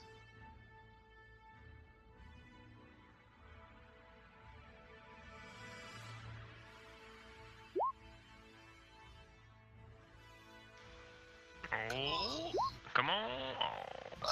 Just 2. 2. Better than nothing. I'll take it. Airful. Erebul is like, he kind of stumbles as the thing hits him across the side of the head, and his helm is kind of like dislodged a bit, and he turns and attempts to do he does a back step and swings upward at the creature's armpit, trying to take its arm off. Oh, nice. Another 15. Another 15. Mm-hmm. No edge. Cool. Goodwill and Aglaron. Goodwill is going to shoot at the white near Berendir. +3, 19. Ooh. 7. 7D. 7, right? 7 damage. Yep. Yeah. With a great success, so yeah. And Aglaron is going for the other white. Come on, man. Yeah, please hit it. Oh my god, are you fucking I love this. Use a hope on that one, because that'd be a great success. Wait 1 minute. He has a battle die, so let's do this 1d6. You have to call it out ahead of time. Oh, okay. So then I'll hope it. Yeah, you would have missed anyway. Still, even with the battle die. With So, 5 ignore the dice. He's going to use a hook to hit. Absolutely. That's a great success. That's a damage of 12, right? Mm-hmm. Hobbits know about glass blowing. Make this guy some glasses, man. So you do that. He's pincushion. He has some arrows, has some wounds. His off sword hand falls off onto the ground next to Eravul, and this door starts to shudder even more. And Pippin runs over and grabs another chest and pushes it over there. So they have like 2 chests blocking it. He's like, these things are heavy.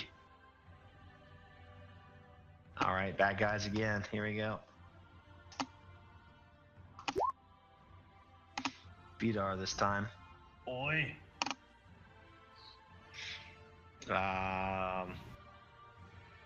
He's going to attack, and he's also going to spend a point of hate.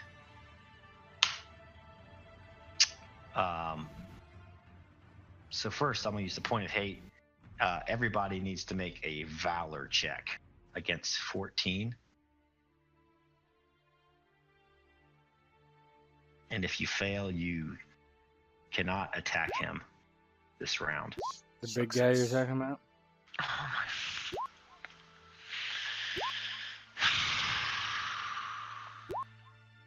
Oh my lord. I'll attack good. anyone I damn well please. So Goody rolled a success. This is at Aglaron. Valor, correct? Yep. Both of the doors are coward, though, right? Yep. Okay. Aglaron succeeds as well. Okay. All right, now he's going to do his attack against Vidar.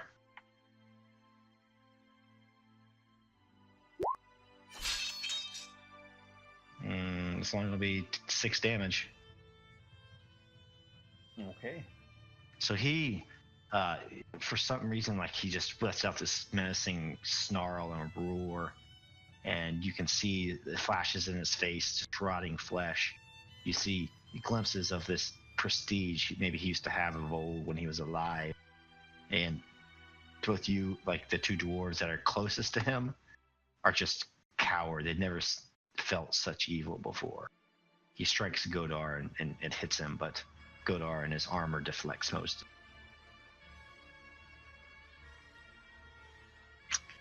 All right, Mithrandir. That guy sucks over on that left flank.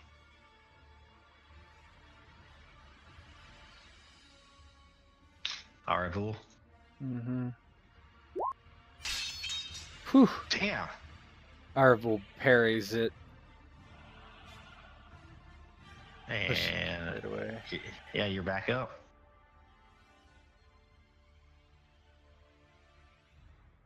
Mithrandir? Because can the dwarves go? No. We can't attack him. We can attack anybody else, I'm assuming. Yeah. I'll let you move. Okay. Vidar. Vidar having a feeling of uneasiness and realizing he is unable to attack this thing, immediately kind of sidesteps and walks around and hits this one over here.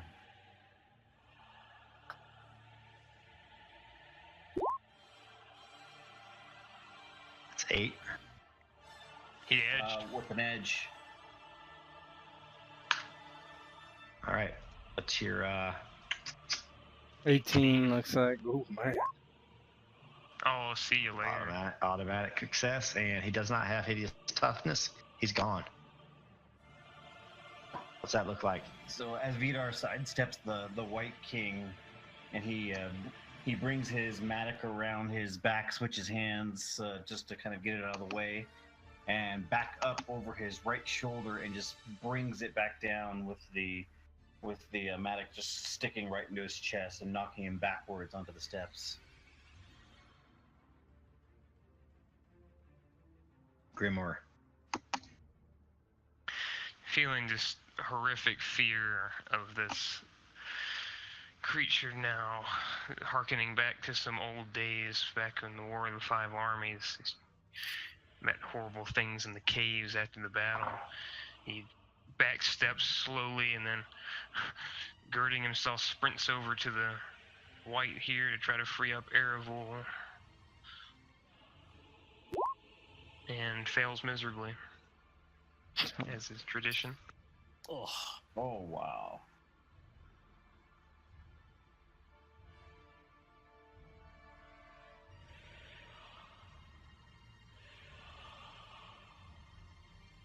Clumsily walking around, I swing and I miss. Barondir. Step.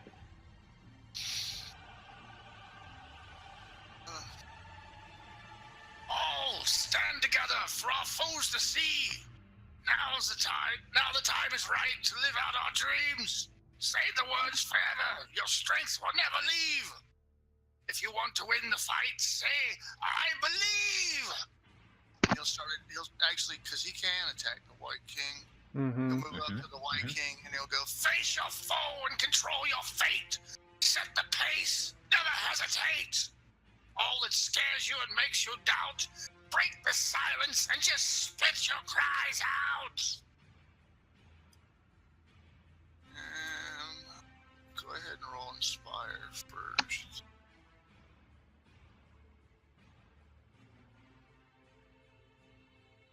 Don't worry, I got the eye out of the way. I got your back. That's another 2 for everyone. Everybody gets 2. Nice. And I will hope that, because 5 damage is 5 damage. You have 8 body or whatever. You got 8 to get it there. 10's only. 17. He'd Oh, need wait. 8. Yeah, No. I need 8. You have a favored 8. Yeah, I have a favored 8. Yeah, I have Yeah. favored If he 8. has long swords is favored. Superb. That just meets it. Don't make me second guess myself. I'm like, I knew I was right. No, I'm sorry. That was a big jump. I was just wondering.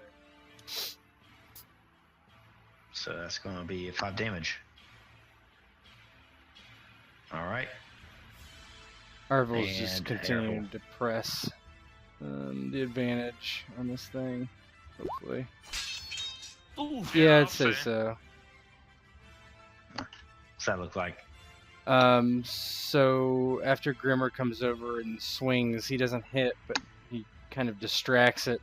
And as it looks over at the dwarf, Arvel runs it through towards the lower abdomen and turns the blade as he steps to the left hard, and it comes out the hip and kind of takes off the leg above the hip, and the thing just falls to the ground, inert.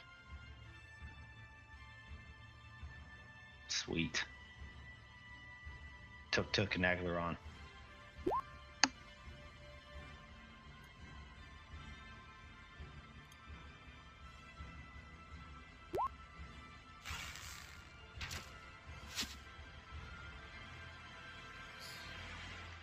$17. pretty sure that's a miss. Yeah. 17. Yeah. 17. That's a miss. That's 17th a miss, but you probably. Yeah. What's your body? My body, it's not favored, correct? I don't But know. if your bow is a favored skill, then it is. Let me look at your bow. See if it's favored. No, it's short sword, which is checked. Yeah, your short sword is. Well, No, just misses by 1. Okay. Let's see what old Agleron can do. this is where he'll dolph and roll like 3 6s. There we go. Extraordinary success. So that's 17. No edge though, right? Yeah. No. He's just biding his time, waiting for the right shot. That's all. Yeah. Waiting to steal the kill. So he shoots. This thing is all by itself on the steps, thrashing about. ding, ding, swords parrying blows from the dwarves and the men. While these other wights start to press through, you can see ghostly hands press through the doors as Pippin and Frodo and Sam are kind of pushed back and like, we can't handle them much longer. Hurry up and kill that thing. The White King turns to Vidar, son of Godar. It raises its mighty swords, aiming to strike him down with a called shot, since he rolled an eye last time. Oh my. And remember, his attributes doubled. Dolph. Oh my god. That's gonna be So that disgusting. hits. So it's 6 plus it's 18 damage. And then 18 damage and roll protection.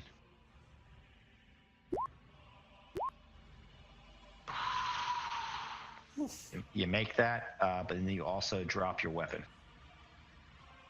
Oh shit. Can we gang up on this guy now, or? Oh yeah. Okay. So he turns to you, he grabs you with his offhand by the throat and just like pushes you against the wall and takes his sword and runs into his armor the best he can. Your thick armor kind of stopped most of it, but just you're horribly bruised and just the breath is knocked out of Vidar. I'll take one of you with me, even if I perish this night. Oh, oi, my mattock! It clatters to the ground, and you guys are up again. I'm all in. I'm all in too.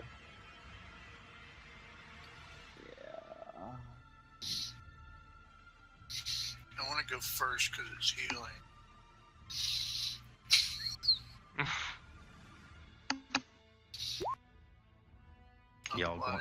Y'all going forward? Yeah. I'm open because I want to do my inspired attack. All right. Good, Grimmer. You're closer. Grimmer first. Yeah. He looks and sees Vidar! No! Sprint over. Ready for the last eye. No! Not this day! Not this day. What happens? Vidar, seeing him get beat up, I don't even know if it's dark in here. I might have even seen him get killed thinking he died, maybe. Yeah, you might have thought he died. Yelling out Matic and then going limp up against the wall. Vidar! You've wronged us! Vengeance! Sprint over and just downswing across his back, split the armor. Just leave him in twain, bone dust flying all over. Vidar! Push through and over his corpse.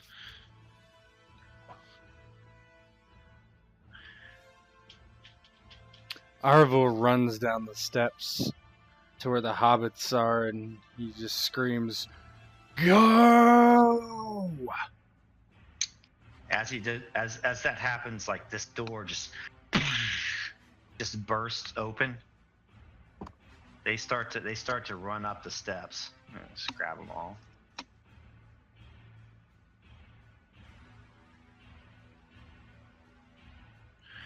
Vidar! Yeah. Vidar, do you live? Oi, I live. But my mattock, it Go. got knocked out of my hands. Get to the door. I'll grab your Matic. Gonna go. Where the hell is the Matic? It's right here on the steps. Oh. Well, pick up your bloody Matic and run. Run! Did you tell me Pippin to is out. run? Pippin is out in front of everybody. Sam is slow. I'm So not it's- far behind. I want to be done with this place. So yeah, as you guys are kind of running out, these whites just start to stream out in great numbers behind Yeah. you. Arvel doesn't stay long. He starts. Nobody's pulling an Arthur. No. No. He stays with Goody as best he can. There are no such heroes here. Sheathe my sword and try to pick up this fat hobbit on the way out. So as you're like running up the steps, you start to hear something. And then it is, as if from a dream, you hear a merry singing. You hear a voice that lilts and tilts and frolics about like a butterfly in a field. Old Tom Bombadil is a merry fellow. Bright blue his jacket is, and his boots are yellow. None has ever caught him yet, for Tom he is the master. His songs are stronger songs, and his feet are faster. Get out, you old wight, vanish in the sunlight. Shrivel like the cold mist, like the winds go wailing, out into the barren lands far beyond the mountains. Come here never again, leave your barrow empty. Lost and forgotten be, darker than the darkness, where gates stand forever shut till the world is mended. Then in the doorway is what looks to be a man. His height is slight, and he reaches only perhaps about to the chest of Mithrandir or Erebul. He has a brown beard that is tinted with auburn. His face is jolly, and his cheeks are ruddy, and he wears a bright blue jacket and is wearing boots the color of a newly risen sun. And here's what he looks like. Oh! And like he's just like at the top of these steps, and as you look down, these barrow wights, like they're coming up the hill here, they're coming up these steps, like they take a step and they just like crumble into dust, just. And then Tom Bombadil's up there laughing. Come with me, merry hobbits, come with me, men and dwarves. For my wife Goldberry, she has a dinner in the making. I don't know who you are, but we've got to get out of here, so I'll go with you. Follow this creeper. Yeah, like Arvel's looking at like, who the hell is this guy? This guy just started dancing and whites died for nothing. Yeah, it's pretty weird. Bouncing around like Tigger from Winnie the Pooh. Grimmer though is seeing that the whites are gone, kind of looks back and, well, I wasn't particularly worried about it before, but since they're gone, there's a lot of treasure down there. Oh, Looking at you don't Vidar. say. Well, I think you're right. Are those whites dead? They look quite dead to you. Vidar I'll take it. Slowly walks by and I'll take a second look at Vidar and while I'm looking at the white, kick the White King. I think they're dead. boy. Well, let's see what this big one had on him. Goody is he's really stuck at this moment. He takes a step towards the door, then he takes a couple of steps back, then he takes a couple of steps forward. There's dinner on one hand, and then there's treasure on the other. Dinner, treasure, dinner, treasure. Tom Bombadil's laughing, and he's gone out into the sunlight. Come with me into the sunlight. There'll be time for treasure delving. Come with me and meet Goldberry down by the Withy Windle. Sunlight? The barrows were filled with an infernal fog the last we were in them.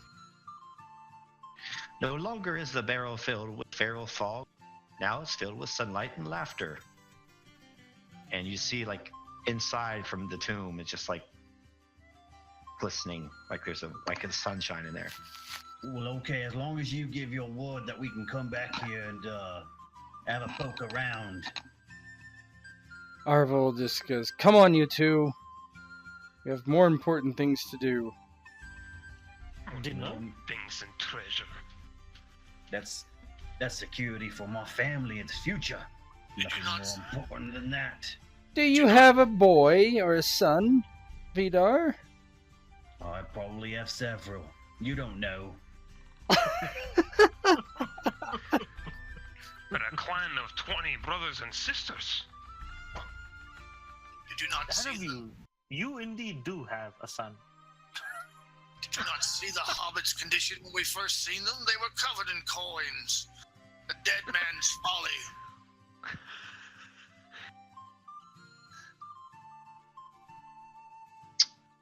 And you are led out of the Barrow Downs to the west. You descend a steep embankment that's covered in thick green grass and then find yourself in a dense wood. It's a quiet wood and dark, with only the sounds of the breeze and the boughs of the trees that creak as they sway back and forth. Under Tom's protection, though, you feel that no ill could ever come to you. Through the forest you walk, him singing all along. Hop along, my little friends, up the way they windle. Tom's going on ahead, candles forward to kindle. Down west sinks the sun. Soon you'll be groping when the night shadows fall and the door will be open. Out of the window panes light will twinkle yellow. Fear no alder black, hear no hoary willow. Fear neither root nor bow, Tom goes on before you. Hey now, merry doll, we'll be waiting for you. Then eventually, as the sun is setting, you see a house perched upon the bank of a river. It's low and squat, and a warm light comes from the windows. A faint wisp of silver smoke winds its way towards the sky from the chimney. Then Tom continues. Hey, come, dairy doll. Hop along, my hearties. Hobbits, ponies all, we are fond of parties. Now let the fun begin, let us sing together. Then entering, you hear laughter and see a table set with bread and butter and honey and a somewhat assortment of cheeses. At the table is a maiden with golden hair and fair skin in a pale green gown laced with yellow. The maiden looks up and sings in a fair voice.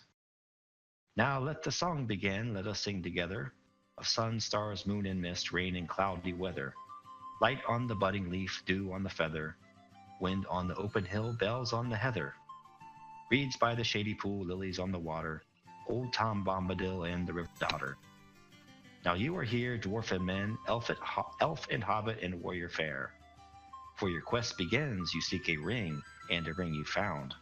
But now is a night for laughter, and to forget the weariness of the world.